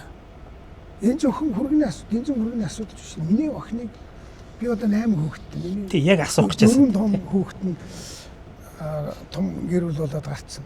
Одоо ганц ч хүүхэд манахаас төрд ажилддаг. Ганцхан охин сангийн амд байсан чинь намайг ерөнхий сайд аваад 3 сар АТГ-ийг үүд сахиулгаар чи хүүхэд ингэ өөр. Цэвэр агаар сангийн 2.2 тэрбум. Үнэ. Төгрөг нэг хэрэгт. Тэр хэрэг ер нь тэгээд яасан. Тэр чинь манай охин ямар ч хамаагүй л байхгүй. Хэрэгсэхгүй болсон. Тий. Хүрэн дэнзэнгийн хэрэг. Тэгтээ танаас сонсдог. Хэрэгсэхгүй болсон. Монгол улсын ерөнхий сайдаар намайг сууж байхад авилгалаа тэмцэх газар миний охины 3 сар тэрний ингэж явуулна гэдэг бол хэн хүчтэй байна. Ойлгож байна уу? Өргөн дэнзэн гэдэг юм чинь намаа тэгээд энэ баг юм блэ Баттулгын ерөнхийлөгч болоод хамаг хэрэгэ хаалгаад маань үгүй шоронд нь ордог нь ороод хатдаг нь хатаад үххийн наагур бүгд юм хараад ирсэн. Ансгийг хар хилмигдээд гарлаа. Дэнзингээ хар тийм үү? Өшөө зүгээр нөгөө нүүрсний хэрэг гэдгээр миний зөвлөх байсан Тулга гэдэг залуу, Төмөрбаатар гэдэг залуу, Мөнгөн туяа тэр нөгөө компанид ажилласан. Өчнөө олон хүний бүр ингэж ясаарс болгосон. Амьдралаар нь тоглолчт юм байлаа. Тэд нар чинь хүмүүсийн өмнө гарахаас айдаг болчт юм байлаа. 17 оны ерөнхийлөгчийн сонгуульд би өрсөлдөе гэж бодохгүй юу? Би бас таны хэлдвэс үнэш би бас болохгүй үзэн хийх байхгүй. Тэнгүүт нь яаж байгаа вэ гэхээр 7 хоногийн дараа миний хамгийн бага дүү охин гэдэг чинь одоо 50 гарсан эмэгтэй байна үст. Шорт хийчихэж байгаа. Тэрний маргааш нь миний том эгчийн бэр шорт 2 хүүхэн авч шорт хийчихэж байгаа. Би яаж байгаа та нар гэсэн. Чим одоо ерөнхийлөгч нэр дэвшмэ юм. 14 хоног 2 эмэгтэйний шоронд хийж. Энэ нөгөө илэрдэж тийм. Тэгэхээр би бол бууж өгдөг л дээ. Тэгтээ энд зөнд олон хүний амьдрал өгсөн баг. Тэгсэн чинь та их олон хүний амьдралд гай болсон. Тэгсэн шүү дээ. За би сэдвэнэч. Заримдүүлдэгч ор гэж. За би үнд зүйлийн төлөө алддаг хүн гэж та хэлж байсан те. Тэгээ таны үнд зүйл юу юм? Манай авижууд юу сургасан гэж буруу замаар олдсон хоол багалзуур дээр чинь тэгэлдэг юм а гэж сургасан. Дахиад нэг том философи сургацсан. Байга юмд цадаж бай миний хүүхдүүд. Эрдэнэс жилдээ 20 сая доллар шаачиж байгаа нөхөр одоо тэг болчих болдгоо юм. Хэн? Ерөнхийлөгч. Ерөнхийлөгч бидний чинь авилгатай дамжигтэн зөндөө хэлээд бид тэр нөхрөө шалгадаг байх. Хамгийн харамсалтай нь тэд нар их мэдэлтэй. Би илүү өдөртөө 10 сая доллараас 1 сая доллар авцсан. 20 саяас нэг авцсан бол тэгээд дуусна байгаа шүү дээ. Энэ үрсний хэм том бизнес оролцсон нэг Та магадгүй улс төрд байгаад, улсын хурлын гишүүн байгаад ингээд байгаад байгаа нь магадгүй өөрийгөө хамгаалах энэ жор байгаад энэ үл гэж л асууад байна л да. Би улсын асуудал энэ олон түмний төлөө гэсэн асуудал шийдэхэд бол би амар идэвхтэй оролцдог ажилдаг. А би тэр мөнгө төгрөг албан тушаал хэлбэрийн хуваалцахад оролцдог. Би 4 удаа сайд хийж үзсэн. Би ганц ч удаа сайд гуйж аваагүй. Гэтэ сонин дээ. Мөнгөөр аваачихгүй. Хөгжлийн банкнд одоо ингээл хамгийн том хулгайч нь алтан уяг шүү гэсэн мөртлөө алтан уяг зөндөө олон хүмүүс бас ингээл буруу болоод байдаг. Нүүрсний хэрэг дээр ер нь яг гол нь та бурууддаг. Би хэрэг хийдгүй юм чи.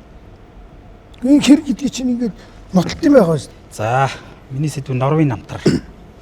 Энэ цаана бас эго утга байгаа. Та Норвегийн намтар зөвхөн хөгтөй цохилог үйсэн баг тий. Дээр үе тий. Та нөгөө ерөнхий сайд хийж явах үедээ ер нь бол холбогдно гэсэн. Та тэр үедээ задгаа цагаан гэдэг очтой ойч байсан тийм ээ. Бүх юм ер нь жоохон салан задгаа явсан гэж ингэж яригдтiin байна лээ. Тэгэхээр ер нь ерөнхий сайдаар ажилласан он жилүүдийн тухай та өөртөө ер нь ямар үнэлгээ өгөх вэ? Би үнэлгээ өгч чадахгүй. Энийг чинь Түүх үнэлнэ. түүх үнэлнэ, хүмүүс үнэлнэ. Наачаал. А би нэг л юм хэлнэ. Би амар дурлж хийсэн шүү ерөнхий сайд. Би 2 жил гаруй ажиллахдаа би ганц удаа тасалж байгаа. Би дурлаж хийсэн. Ерөөсөө би амар их ажилласан. Одоо би ажилтаа манай аав ээж ажилласан болгосон. Илжиг модон ударганда ямар ч юмнаас буцахгүй заа юу. Одоо ч гэсэн би тийм өглөө модод төвтэй байх байхгүй. Тэгээ хүмүүс амьд шоолоод чи тэг юу хийгээд байдаг. Би өөрөө ажиллалаа хийчихдээ шүү дээ. Чиний хэлдэг шиг болохгүй юм тавьчихсан. Та ер нь 2 жилд юу амжуулсан бэ? Тэр маш товчхон. Замаас эхэлчихэ. Тэр манай энэ чи ямар ганцхан минь ажил биш шүү дээ. Энэ чи маш их бол ерөнхий сайд гэдэг бид дахиад. Энэ чинь бол зөвхөн сайдрын ажил биш. Хүмүүс тийм болон бүтэн гэсэн тэр нэг ийм итгэл урмал өхөн одоо ерөнхий сайд ажил юм бэл. Тэг хялттай. Бусдын нөгөөдөл хийдэг. 2 жилд 2655 км замыг тавилаа. ТЭЦ 4-ийг 123 мегаваттаар нэмэгдүүллээ. ТЭЦ 3-ыг 50 мегаваттаар нэмэгдүүлээ. Бараг 200 болно ш нийлээд. 200 мегаватт гэдэг чинь одоо энэ хэдэн нэг шинэ нэрэн барьж 300 мегаватт тэр нь хурж байгаа мó гэдэг. За, миний хамгийн их баярлж явдаг 8% зээл байхгүй. Нөгөө нэг 100 мянган айл орон сууц, аймаг өхөнд 1000 айл орон сууц. Бид нар утаанаас салмаар байна шүү дээ. Хүмүүс усанд ордог болмоор байна шүү дээ. Тийм хийж амжаагүй ажлууд ямар ажил байгаа вэ? Ерөөс энийг л хийчих байсан гэх ажил байна уу? Одоо эдгээр огцорчлоо шүү дээ. байна. Ямар ажил? Бидний энэ гудамж төслийн хүрээнд энэ төмөр замын доогуур их олон нөхөн гарц гарах гэсэн. Одоо нэг гудамж төслийн хийс. Тэрний хийж чадсангүй. А гудамж төслийг 21 аймгийн төвийг хориулын нэг илгийн янзлах хэвээр Аранга увс хоёрыг л хийсэн. 2 аймаг хийсэн. А сумын шинжил гэж байгаа. Одоо өөрөлдөө суман дээр чи хөөрхөс минь халаалт хөлчөд байгаа шүү дээ. Тус тустай. Тэр чинь одоо нэлээд олон сум болцсон байгаа. Тэгтээ тэр бас дут байгаа. Сумын төв дэд үтсийн асуудал байсан юм. Тий. 5-4 төгрөгөөл нөгөө доотлын янзлдаг. Тэгэхээр та одоо сая бүтээн байгуулалтаа ярьж байна. Яагаад энэ бүтээн байгуулалт явсан бэ гэхээр та харьцангуй өмнөх одоо ерөнхий сайд нараа бодвол маш их мөнгөтэй төсөвтэй ерөнхий сайд байсан.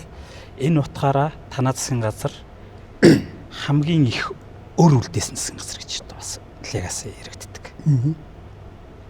Энэ өрний тухайд болохоор та тухайн үедээ бидний үр хүүхдүүд төлчнөө наадгач гэж юусоо хэр алдаагаагүй тий.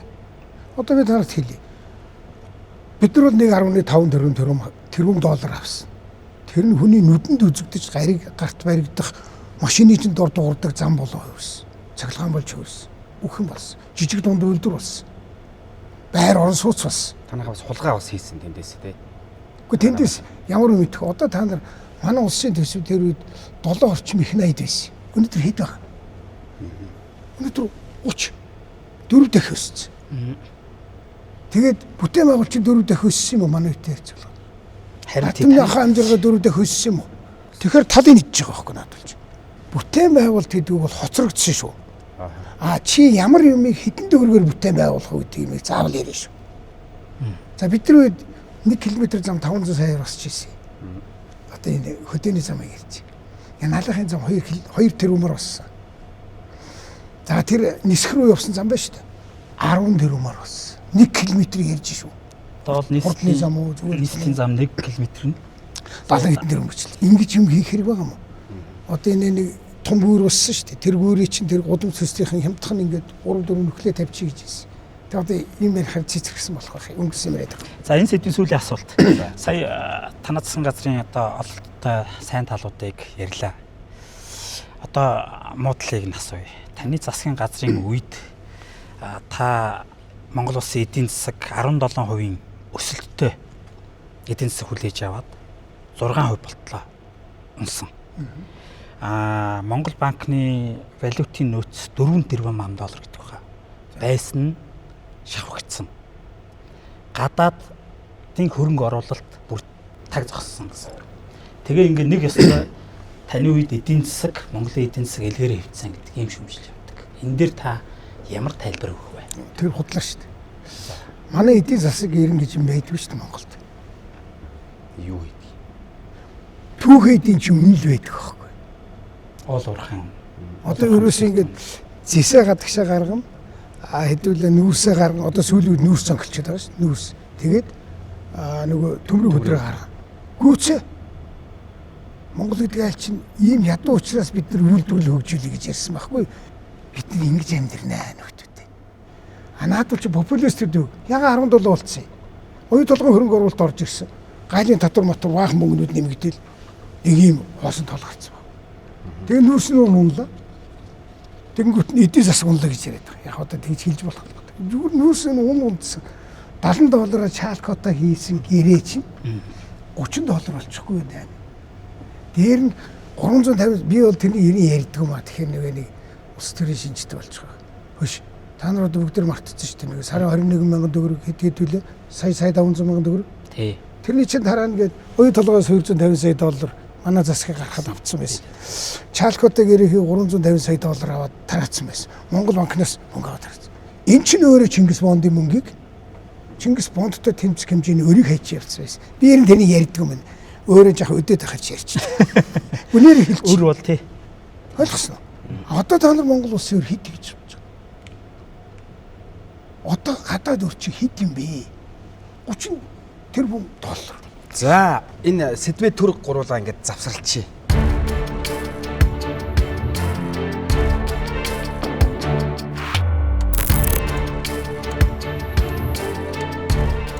Энд нэг зураг сонгуулъя.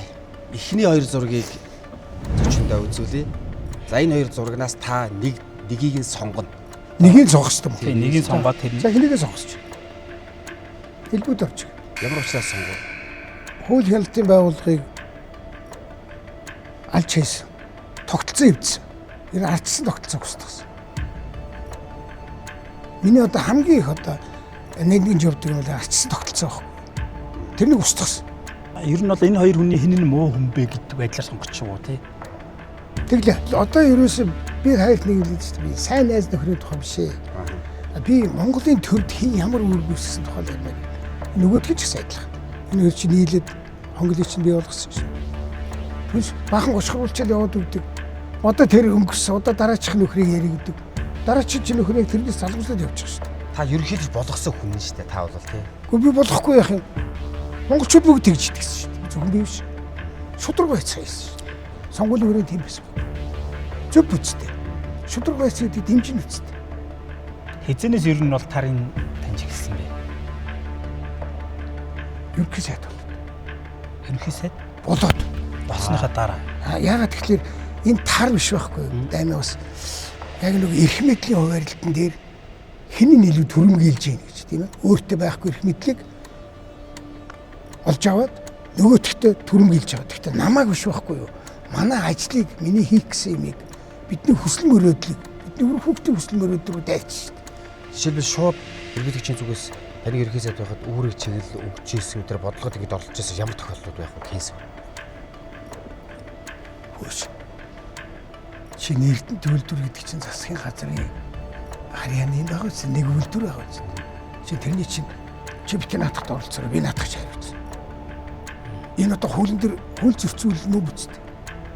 Тэгээ ерөөсө 12 онд буюу таныг ерөнхий сайд болох үеэс л Эрдэнэт рүү санаархад эхэлсэн гэсэн үг. 12. Тэрнээс өмнө. Тэгэхээр тэрнээс өмнө та тэрийг мэдчихсэн гэсэн үг. Гэхдээ би тэр харилцаа гэж мэдэхгүй байхгүй. Зүгээр 8 миний өмнө 4 жил болцсон юм байна. 3 жил болцсон юм байна. Тэн дээр одоо та танд ямар нэгэн болцол нөхцөл тулгаж ирсэн үү? За би чамаа ерөнхий сайд болгоё. Чи энэ дээр ингэж гэдэг нэг тийм нөхцлүүд ярьсан уу? Жижиг юмнууд бий. Юу байх вэ жишээ? Тэрнийг сайд болгох. Тэрнийг өгөөтөх гэдэг нь одоо нэг агентлаг юм. Тэр биш жижиг юм шүү дээ. Тэр яахтай байх. Энэ зөвшөөрөл явуулсан. Бол тэрнэр нэг. Гэхдээ 90 дахиад бүхэн мэн дээр ерөнхийлөгч борлуулах болно. Энэ хуулиараа бол ерөнхийлөгчийн зэвсэг төсвийг хамгааллагч. Гадаад харилцааны төлөөлөх хэрэгтэй учраас гадаад харилцааныхаа сайдыг санал болгох юм бол ерөнхий сайд би татгалзах хэрэг юу вэ? Баталгаан болгохын сайд биш үү? Бас нэг ингэж ажил хийхэд бас наантай цаантаа шүү дээ. Эрдэнэт чинь тэгнэ. Одоо чи оюу толгойн тэр 2-4 Америк долларын хэтрүүлтийг тэний чинь чадахгүй шүү дээ. Түүнээс ч та нар бас намайг ярьчихэд үргэлж өмнө дээр хэрэлдээд тийм байхгүй. За дараагийн зураг. За энэ хоёр зургийн аль нэгийг сонгох вэ?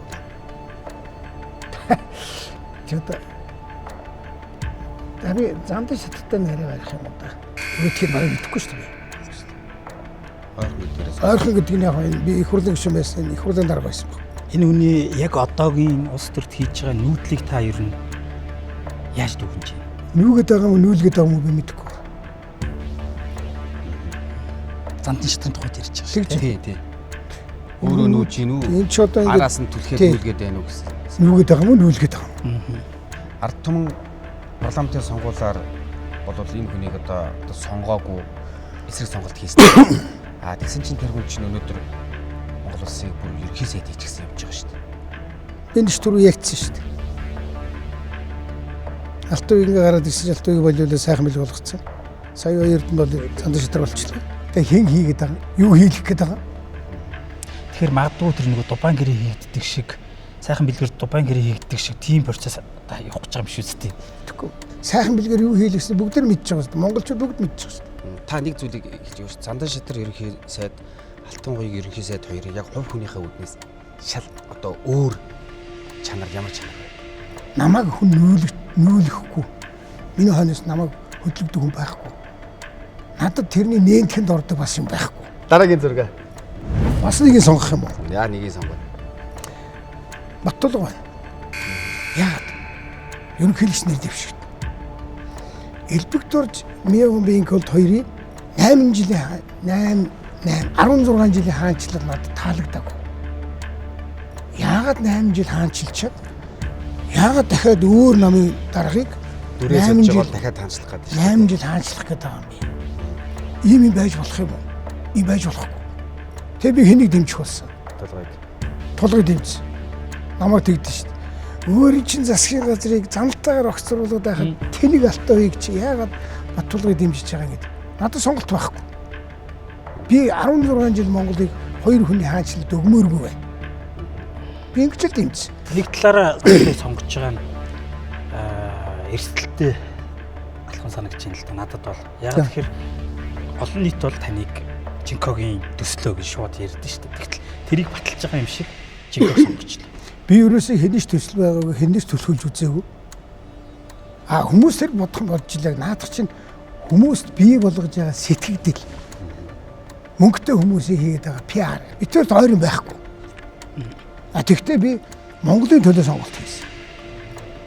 Монгол ялна гэсэн бас. Монгол ялсан уу? Монгол өнөөдөр ч ялах болох шүү дээ. Баттулга яг одоо улс төрчийн хувьд хэр найдвартай хамтрагч юм бэ? Итгэлтэй найз вэ гэсэн. Бидний мэдэхгүй. Би бол улс төрийн сонголт хийгээд 16 жилийн Монголын хоёр хааныг л явуулахгүй тулд дэмжиж ажилласан. Одоогийн байдалд хоёрын байдал ямар байх вэ? Одоо хэрэг та нар намайг нэг юм ойлгохгүй. Би энэ ардын намынхантай уулзаас үжрээл эсвэл арчсан намынхантай уулзаас үжрээл надад тийм байдгүй. Яагаад гэвэл индипендент бие даасан байхын тулд тийм үйлдэл хэрэггүй.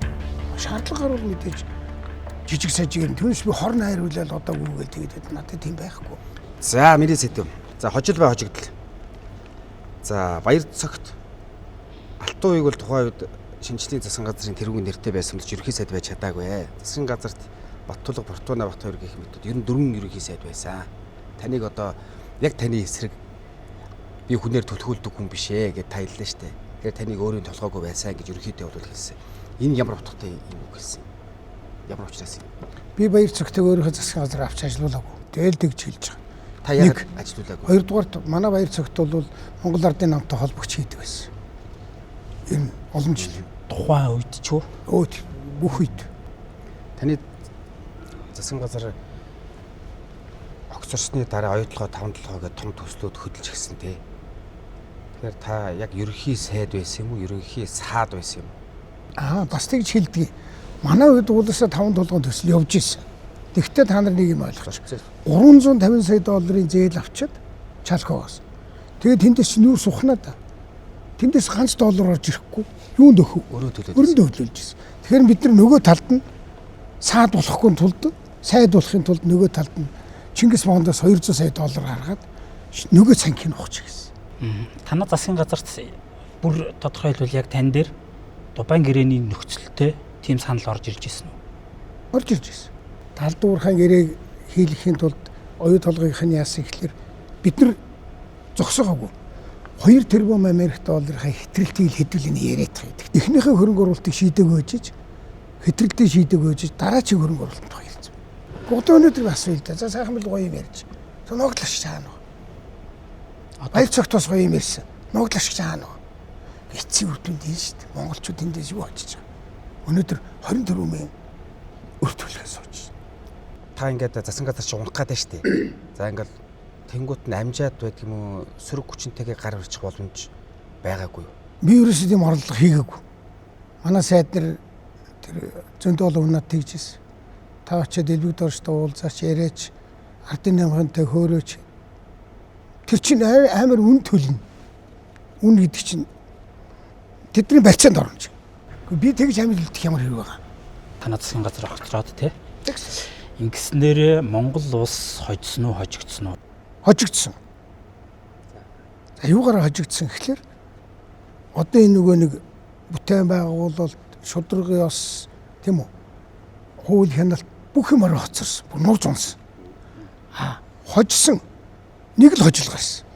Монголын төр тулгаач дээрэмчэд гарч ирээд алддаг юм байна гэдэг ойлгосон. Ойлгогдсон байгаа болов. Би одоо ойлгосон гэж бодож байгаа. Ард түмний амьдрал хэлж шээ. Одоо сүүлийн 10 жил ард түмний амьдрал яаж таарсан? Сайхан бэлэг мөн таны тухай.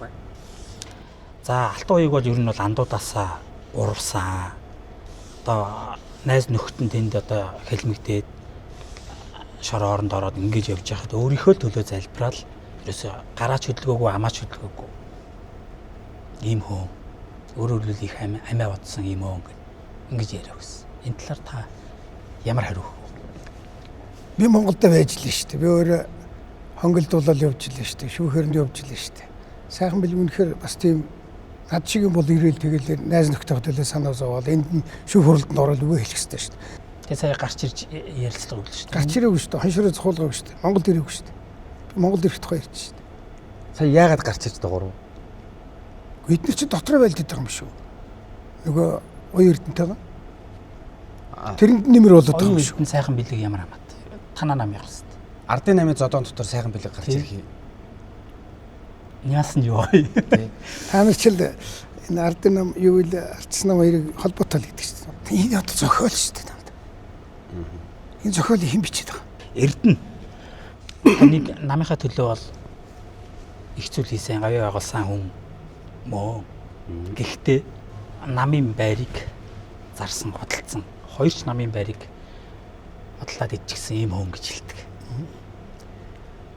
Би одоо эрдэнэ тухай юм ярихгүй л дээ. Харин бүх ард түмэн мэднэ шүү дээ.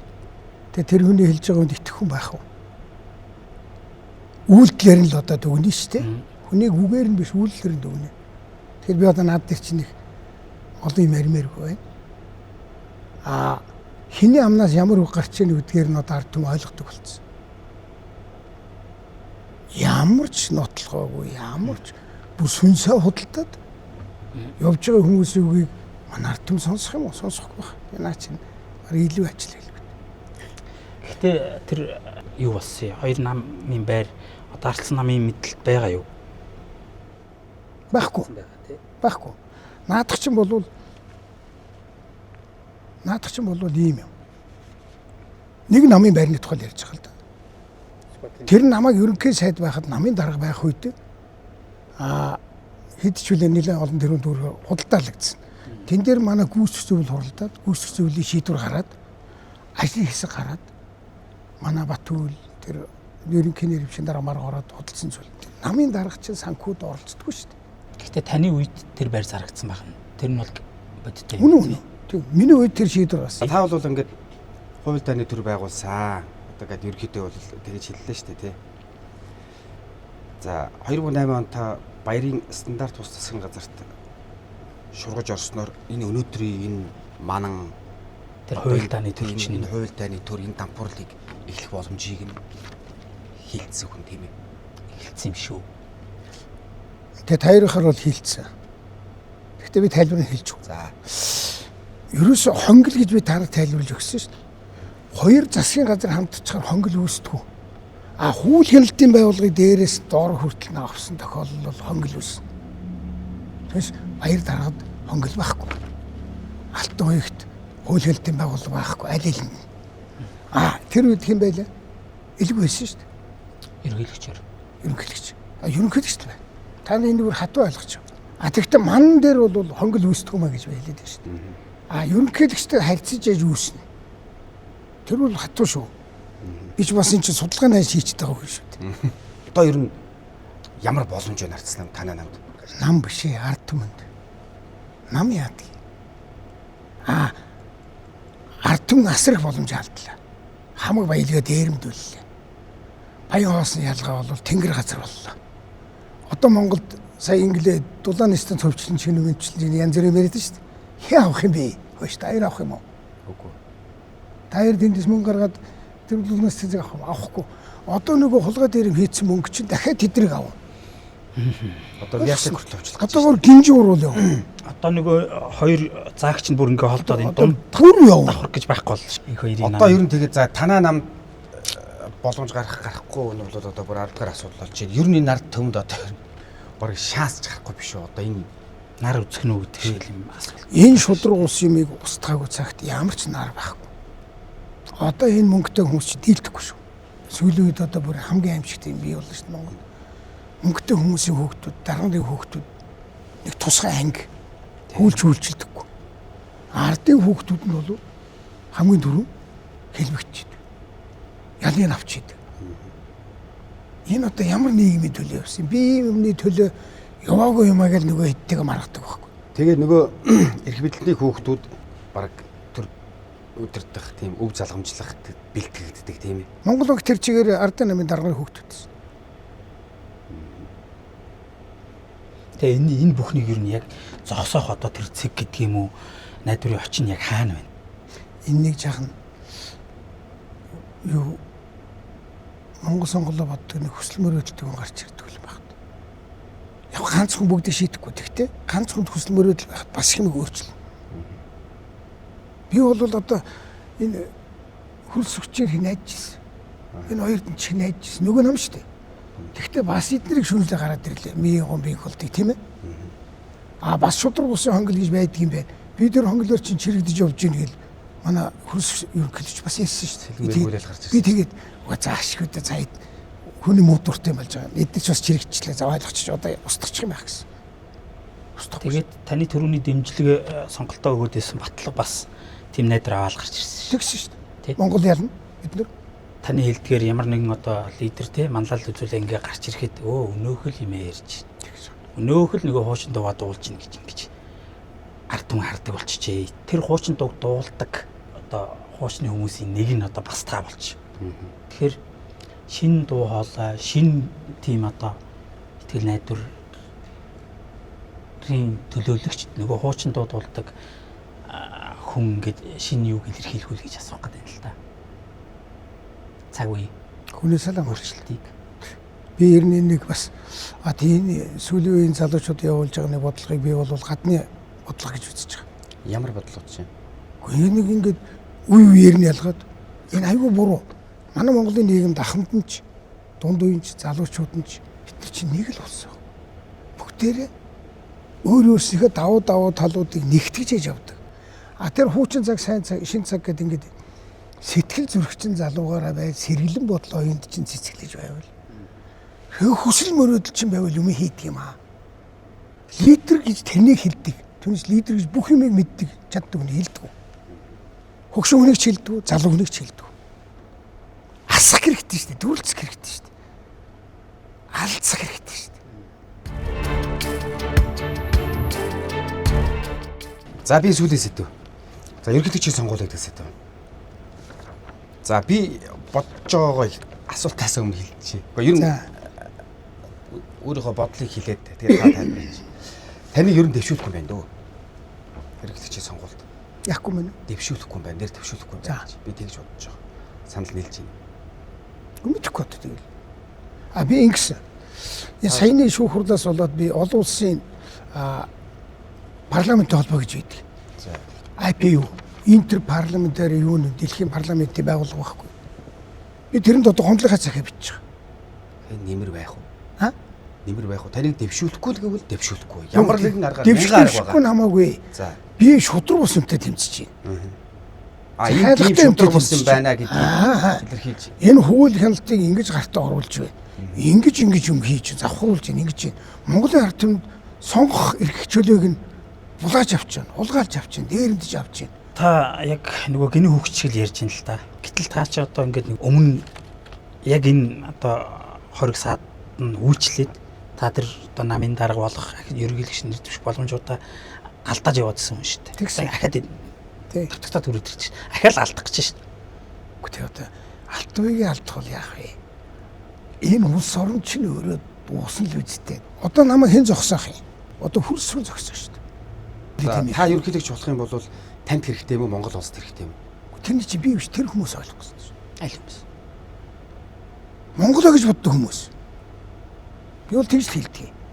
Алтвайг дарга ерөнхийлөгч танаа намын баяр цогттой за бүр ойлголцсон гэж хэлэх нь цаашаа ер нь бол бас нэг тийм байдлын уулзалт одоо хэлцэр юмуд яваад байгаа юм шүү. Үгүй юу? Мэдхгүй шүү дээ. За мэдхгүй та бүр хэлж байна. Зүгээр ерөнхийлөгчийн төсөл бол зандар шатрыг ерөнхийлөгч болгох тийм үү? Тэгээд зандар шатрыг яаж ерөнхийлөгч болгох вэ гэхээр тантай өрсөлдөхөөр магадгүй тэр хүн чинь ялагчих гээд шүү дээ. Нөгөө одоо бодит рейтинг нь өөр гараад байгаа болохоор тэгэхээр илүү зандар шатраа гэдэг хүнээс рейтинг муу доогуур хүнтэй өрсөлдөж тэр хүн чинь сонголтгүйгээр гарч ирж штэ. Тэр нь баяр цогт гэдэг ийм хувилбар 21 оны сонгуульд чинь ийм болсон штэ. Тэгсэн Эсэрдэнэ гэдэг хүн ерөнхийлөгч болох зорилго байхгүйгээр зүгээр тахимаа өгөх зорилгоор л тэгж гарч ирсэн. Тэгэхээр энэ технологи чинь хийж чаддаг болохоор энэ нам одоо энэ ерөнхийлөгчийн сонгуулийг яг ингэж хийх гэдэг штэ. Гэхдээ ард түмний өмнө юм хийгэлтэй. Үгүй одоо тэгээд та айгуу сонио. За би танаас дахиад асууя. Та ерөнхийлөгч болох юм бол ард түмэнд хэрэгтэй юм уу, танд хэрэгтэй юм уу? Ер нь үү? Тий. Би бол илүү ард түмэнд хэрэгтэй гэж байгаа. За тэгвэл та ард түмэнд хэрэгтэй гэж харж байгаа бол энэ ард түмнийхээ төлөө очоод тэр ерөнхийлөгчд нь хадаг барьдагсан ч юу, өргөж гуйдагсан ч юу, тэгээд нэр дэвших боломжоо авчих юм бол та энэ ард түмэнд таньж сонгочих гээд шүү дээ. Би тэгж ард түмнийхөө өмнө бас тийм хогийн баймааргүй шүү дээ. Яхаараа би гуйж өгдөг. Би өөр жаргах гэдэг юм уу тэнд дөр очиод. Би ажил хиймээр байна шүү дээ. Өөрчлөлмөр байна шүү дээ. Шинжилмээр байна шүү дээ. Тэгвэл таны тэр ард түмэн чинь сонголтгүй юм ярьчихэд байна шүү дээ. Энэ шилөө үргэлт юм байна шүү дээ. Ер нь яг нөгөө талаас ямар тайлбар хэлэх вэ гэхээр эрс үгүйсгэл ярина л да. Гол нь наад хүн чинь намаасаа гарч ирсэн шүү дээ. Нам дээр л унгаа хийсэн шүү дээ. Тийм шүү дээ. Тэгээд нам дээр чинь танаа УПХ-гийн танаа намынхан таныг унгаахгүй байхгүй юу? Тий. унгаах магадлал байна. Би байгаа. Манай намайг унгаахгүй. Унгаахгүй. Унгуулна байхгүй юу? Намаар нь унгуулна. За. Тий. Тэгээ юу гэж хэлэх вэ гэхээр үгүй харин тийм гарч ирсэн шүү дээ. Тэгээд та түрүүн хэллээ шүү дээ. Одоо нэг энэ эрх хөргөч намын савраас нэг манай нам гараад нэг айтайхан гэд нэг хэллээ шүү дээ, тий. Ер нь бол хүчний өмнө хүчгүй буруутай шүү дээ. Чилсэн намын одоогийн дарга цогт гэрэл хэрвээ одоо 2027 оны ерөнхийлөгчийн сонгуульд намаа ялуулж чадахгүй ардсан нам ял байхгүй бол нөгөө намын даргын хувьд зэ бас яриад байдаг л бол энэ улс төрийн яг яаж явах вэ? Би зүгээр мэдэхгүй өнгөрсөн энэ зөвхөн тэгтэй байна шүү дээ. Нэг намын ялтын тухай асуудал биш шүү. Та нар 27 28 он болоо. Системийн асуудал байна. Энэ бол системийн асуудал шүү. Энэ яг хоо аврал цоглон оюун эрдэнэ гэдэг хоёр хүн өөрийг нь дэмжиж улс төрийн энэ төрийн 3 өндөрлөгийг нэг болгосон энэ том ахыхаа цусан тангарахтай ахыхаа өөдөөс бол одоо ингээд энэ яг эрх мэдлийн хүү эсвэл одоо яг тэр таны ингээд тойруулж хэлээд байгаа яг тэр системийн эсрэг тэрийг харчаад эдгээр нь эсвэл зодтолтоод байгаа. Адилхан хувь заяатай болчиход гэж харж байгаа оюун эрдэнэ сайдыг харахад сүүлдэж гисэн системийг л ойлгож яах нь битүүр адилхан байна гэдэг шүү дээ. Адилхан гэдэг чинь нөгөө ерөнхий сайд системийн жах юм хийж байгаа болов гэж би сүүлд харсан шүү дээ. Тэгтээ даваа одоо чиний хэлээд байгаа хэн нэгэн хүн дээр очиод ёслцсон хүн бол ингэдэг л байхгүй юу? Дахиад нэг юм ойлгож байна. Ойлгож байна? Хизээч ард түмдэг юм хэлчихэд өөр хүн дээр очиж зөвшөөрөл аваад түнтэй яах юм бэ? Ийм байж болохгүй. Дуучин шувууны юм хамт тухай гэж үг өгдөг шүү дээ. Магадгүй та ерөнхийлөгч болчих юм бол мөл ялгаагүй байвал яа. Хүний үг хэлээр нь биш үйлдэлээр нь дүгнэдэг. Энэ бас миний амьдралын зарчим. За энд танд зориулсан нэг 10 асуулт. Буцаанаас Аль нь чухал вэ? үлдэх байх. Ардчилсан нам сонгуульд ялах, улсын их хурлын гишүүд ёс зүйтэй байх, хонглыг нураах, элбэг дөржийг авчирч шүүх. Энэ дөрвөөс нэг сонгох юм. Тий. Эсвэл хонглог нуурах хэрэгтэй. Шудраг ус байдал чинь эндээс эхэлдэг. За дараагийн асуулт. За та хэнийг нь хамгийн их гомдоосон бэ? Батуул, X эхнэрээ, X сайхан, хүргэн дэнзэн. Одоо магадгүй их нэрэл гомдоос баг. Устэрчтэй надад юм хамаа. Өөний гомдлын тухай ярьж байна тийм ээ. За гурав дахь асуулт. За аль хоршлон зоригтой сайн хүрсэн бэ? Алтан гуйг баяр, Баттулга хүрэлсүх, элбэг дөрж инхулд, оюун эрдэнэ, дуугаан төмөр. Баяр сайдтай бол битүүр хошиж ажилласан. Улсын төлөө. Шийдлийн төлөө ажилласан. Баяр алтай байж. Ямар зоригтой бол та хоёр хүрсэн гэсэн үг. тэр нь ямар зорилго байсан? Тий, тэр нь Одоо нөгөө хөрөнгө оруулагч татыг 3 дахь орны том хөрөнгө оруулалт оруулж ирээ тийм ээ.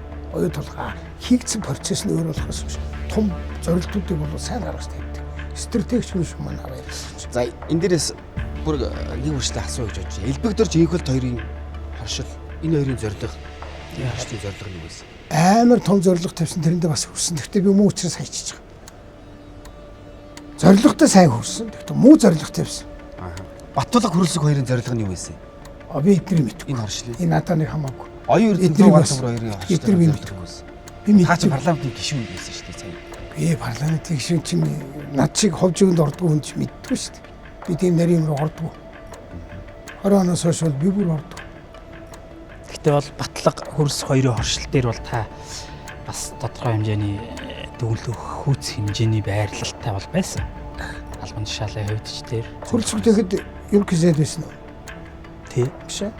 Ерхий сайд. 17 онд чинь Ерөнхий сайд Эрдэнэт болоод Эрдэнэт гаагаад болсон шүү дээ. Энэ хоёр чинь хоёулаа яриад нөгөө нэг хонгол монголыг нураана. Одоо жинхэнэ болгоно гэж хэлсэн шүү дээ. Тэгээ энэ хоёр юу хийсэн мэдэхгүй би.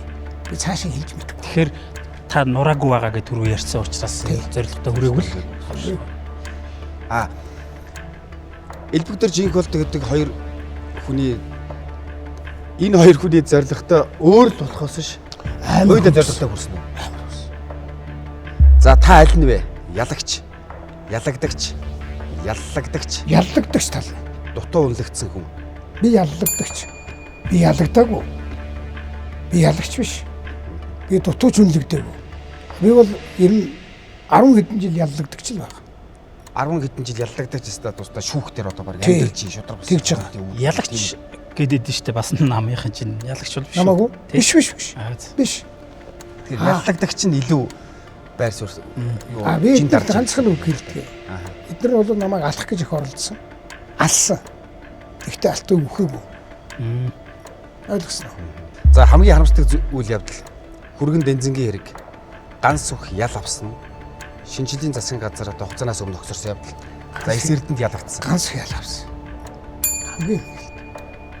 Энд чи миний өмнөөс ял авсан баг. Алтайгийн хүн гахын тулд Таныг нь ухахын тулд тэгсэн. За дараагийн асуулт. За таны зарласан бүлэглэл хэрвээ компани нэртэй байсан бол аль нэртэй байх юм бэ? MCS, Боломжтой Худалдаа Хөгжлийн банк, Rio Tinto.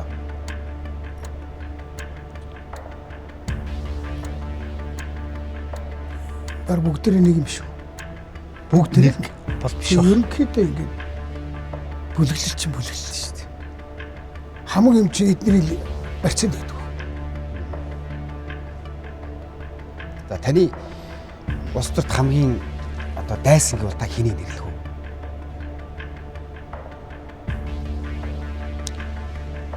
Миний улс төрийн дайсан бол ерөөсөө шудраг ус байна. Яагаад энэ ард түмний сонгох эрхийг нь булгаж аваад байгаа. За тэр шудраг бус байдал гэдэг чинь хэрвээ компани нэртэй байсан бол энэ дөрвийн аль нь байх вэ?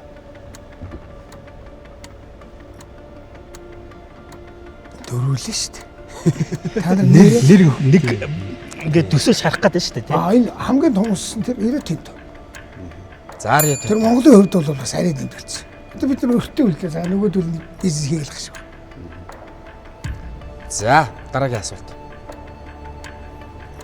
Дахин сонгох боломж олдвол та хэнийг нь ерөнхийлөгч болох байсан бэ? Инх баяр элбэгдэрж Баттулга хүрэлсэх. Энийг ч болохгүй.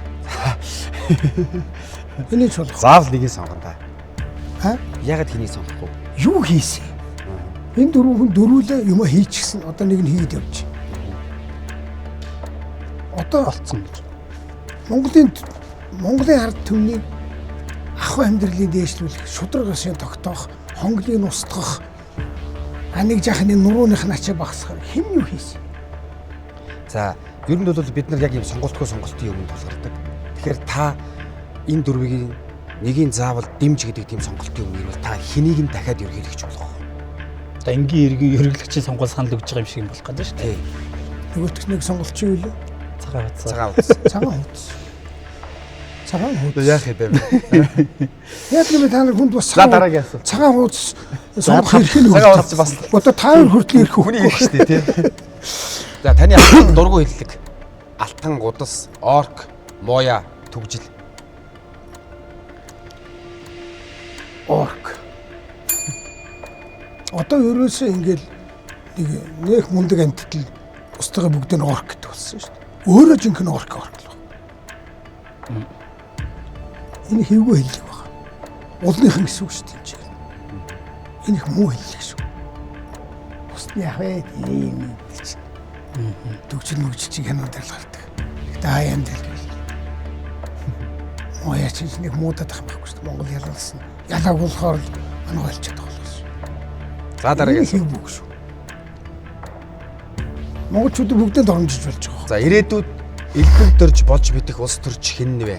Лодой самбуу, шижир, сайн зориг, эрдэнэ болд. Мэдгүй одоо.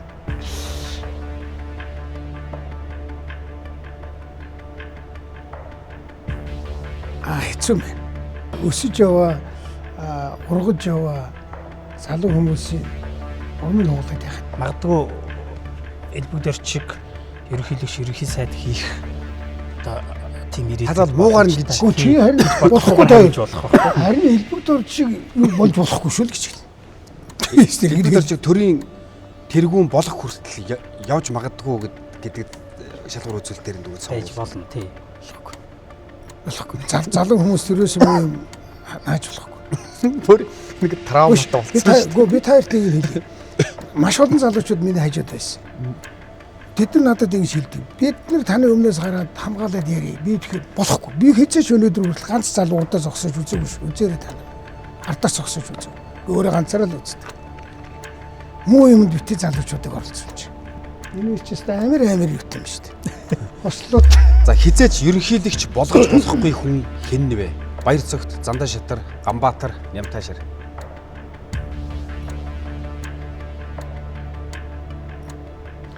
Баяр цогт болохгүй мэн. Яагаад? Тэр Риотын хийсэн балагчд дуусах шүү дээ. Та нар одоо дахиад нэг юм бодох хэрэгтэй. Хинэн гарвал хэн дэмжих үү гэж бас бодох хэрэгтэй. Тий. Хаанаас хэн дэмжих вэ өнийч? Урдаас хэн дэмжих вэ? Хойноос хэн дэмжих вэ? Өрөөс хэн дэмжих вэ? Эндээс хэн дэмжих вэ? Тэрийг бас бодороо. Энийг тань хасчих байл гэдэг. Таныг хэн дэмжих вэ? Хаанаас дэмжих вэ? Намайг та нар дэмжин өөр хэн байдаг? Тэгэхээр заавал таавал сая ямар нэгэн дэмжлэг байх ёстой юм шиг ярьчлаа шүү дээ. Тэгвэл яг одоо ерөөдийн төвтэй гэрээ хийсэн агуулгаар нь хэлж байхгүй. Ер нь одоо тэрийг ч бас ярил. За ярьж. Сонсч. Одоо ер нь гадны гарт орсон хүмүүс бол гадны л хүн болдгийг. Танаас маш тодорхой болгоод асуучих. Ардсан намаас ерөнхийлөгчийн сонгуульд тантай өрсөлдөхүйц яг одоо бодиттой кандидатууд хэн байгаа вэ? Ингэсэн байлаа. Гандамөр дэвшиг ицсэн байлаа. За Ганбаатар бас дэвшин ч болно гэсэн байлаа. За тэгээ би байна. Одоогор зарлчаад байгаа нь 3 байна. Одоо ингээд ардсан нам бог зарлчаад байна. Монгол Ардын нам ингээ 2 багчаад байна. Ерөнхийлөгч хуулийн төслөөр хөнбөрцсөн байна. Ингээ цаашаа процессыг явах нь. Зарим нэр бүхий улсын хурлын гишүүдийн одоо нэрийг татуулах ажил чи явж магадгүй байна. Тэгэхээр улс төр ер нь цаашдаа яаж өрнөнө гэж та харж дүгнж одоо олон нийтэд мэдээлэл өгөх вэ гэхлээр. Энэ манай улс төр цаашаа ингэж явбал онцгүй гэж бодож байгаа. Би ийм сөргөлдөөнт байдал за бойкотлоод удах тийм үү? Ийм юм Монголд бол их тийм хохиролтой тусдаг. Гадна талд ашигтай тусдаг. Манай дотоодын өрсөлдөөн тэмцэлтэй ер нь их тийм сайн үр дүн авчрахгүй. Тэгэхээр энийг сонжруулахгүйгээр хийж чадах нэг хүн байгаа тэр бол хөлс хөрөнгө гэж. Учрал биш үү? Учрал биш. яагаад? Улсын хурлын дарга учрал байгаа намын дарга хийж байгаа бол улсын хурлын дарга болоо. Учрал гэдэг хүний тухай яриад байна. Яах вэ? Одоо нөгөө аль биесээр ярил тэгж ярина л дээ. Жинхэнэ бас нөгөө Монгол улсын ерөнхийлөгч гэдэг чинь ийм хямралт байдлын үед одоо консенсусыг олж уулзуулж учруулж яалан зөв яах вэ? Шийдлийг хамтран ирж хайхад зохицуулдаг хүн байхгүй. Тэр хүн бүр ингээд нэг тал гарцсан байгаа шүү дээ. Тэгэхээр тэр тохиолдол яах вэ? Эв нэгдлийг илэрхийлэгч хүн чинь Тийм байхгүй юу? Би тэр агуулгаар нь хэлж шүү дээ. Тэр үүргээ гүйцэтгэх хэрэгтэй байхгүй. Ардсан нам бол булт хийхгүй юу? Процесс яаж өрнөх вэ? Гүү. Ардчилсан намыг буулт хийлгэн гинүү? Ардын намыг буулт хийлгэн гинүү? Өөр хөвлөрийг олно гинүү? Энийн чинь би консенсус гэдэг шүү дээ. Ерөнхийлөгч оролцож зохион байгуулах хэрэгтэй. Та нар одоо энэ үндсэн хуулийн дээр чинь байгаа шүү дээ. Монгол улсын ерөнхийлөгч үндэсний эв нэгдлийг илэрхийлж шүү дээ. Тэг бид нар яагаад ийм хямралт байдал тийм үү сөргөлдөөнт байдалд ороход яагаад энийг эвлэрүүлэн зохицуулж болохгүй гэж. Эвлэрүүлнэ гэдэг чинь хайцсан ойлголт шүү дээ. Гэхдээ ярилцуулах хэрэгтэй шүү дээ. Монгол улсын ерөнхийлөгч өрлөө гэхэд бүгд л орд юм байгаа үст. Яагаад би ингээ конфронтацид ороод хоорондоо ингэдэг бас ойлгодог. Биднэрт эвлэрэх, нэгдэх, нийлэх, босгох бүтээх юм зөндөө их байгаа. Энийг бас хийдэггүй хэрэгтэй. Саяны шиг хууль оруулж ирээд тэгээд нөгөө нэг талыг ингээд хөөж гаргаад нөгөө талаа авч үлдэнэ гэвэл энэ бол амар том буруу үр дагавар төрөх шүү. Тэрхүү ухаантай хүмүүс мэдж байгаа юм. Энийг шийдэх шийдвэрийн тэр нэг боломж нь ардсан намд байгаад байгаа юм шүү гэж бодоод байгаа юм л да. Гэхдээ ардсан намд биш. Ерөнхийлөгчд байгаа. За 10 хэдэн жил яллаг гэж нэртэй энэ нөгөө өөрийнхөө нэр томьёог нь гаргасан хонглынхаа үүдэн дээр шахав одоо ингээл улс төр гэдэг амьдарч байна. Та одоо энэ улс төр ядарч байна. Би ядардгүй. Би дуртай байхгүй. Би ерөнхий сайд ажлыг дурлж хийсэн. Би одоо өнөөдөр хүртэл Алтан уягийг Эрдэнэ намаас хөөгөөд би даагч болгоход нь би Эрдэнэт очиод гарч байгаа шүү дээ. 24 онд би бас гараад ирж байгаа. Би энд чинь бас үгээ хэлмээр биш шүү дээ. Надад хийж бүтээж байгаа юм алга л та. Гэхдээ би бас үннийг хэлмээр биш шүү дээ. Тэгээ ямар ч хэлсэн цаг гаргасан баярлалаа. За.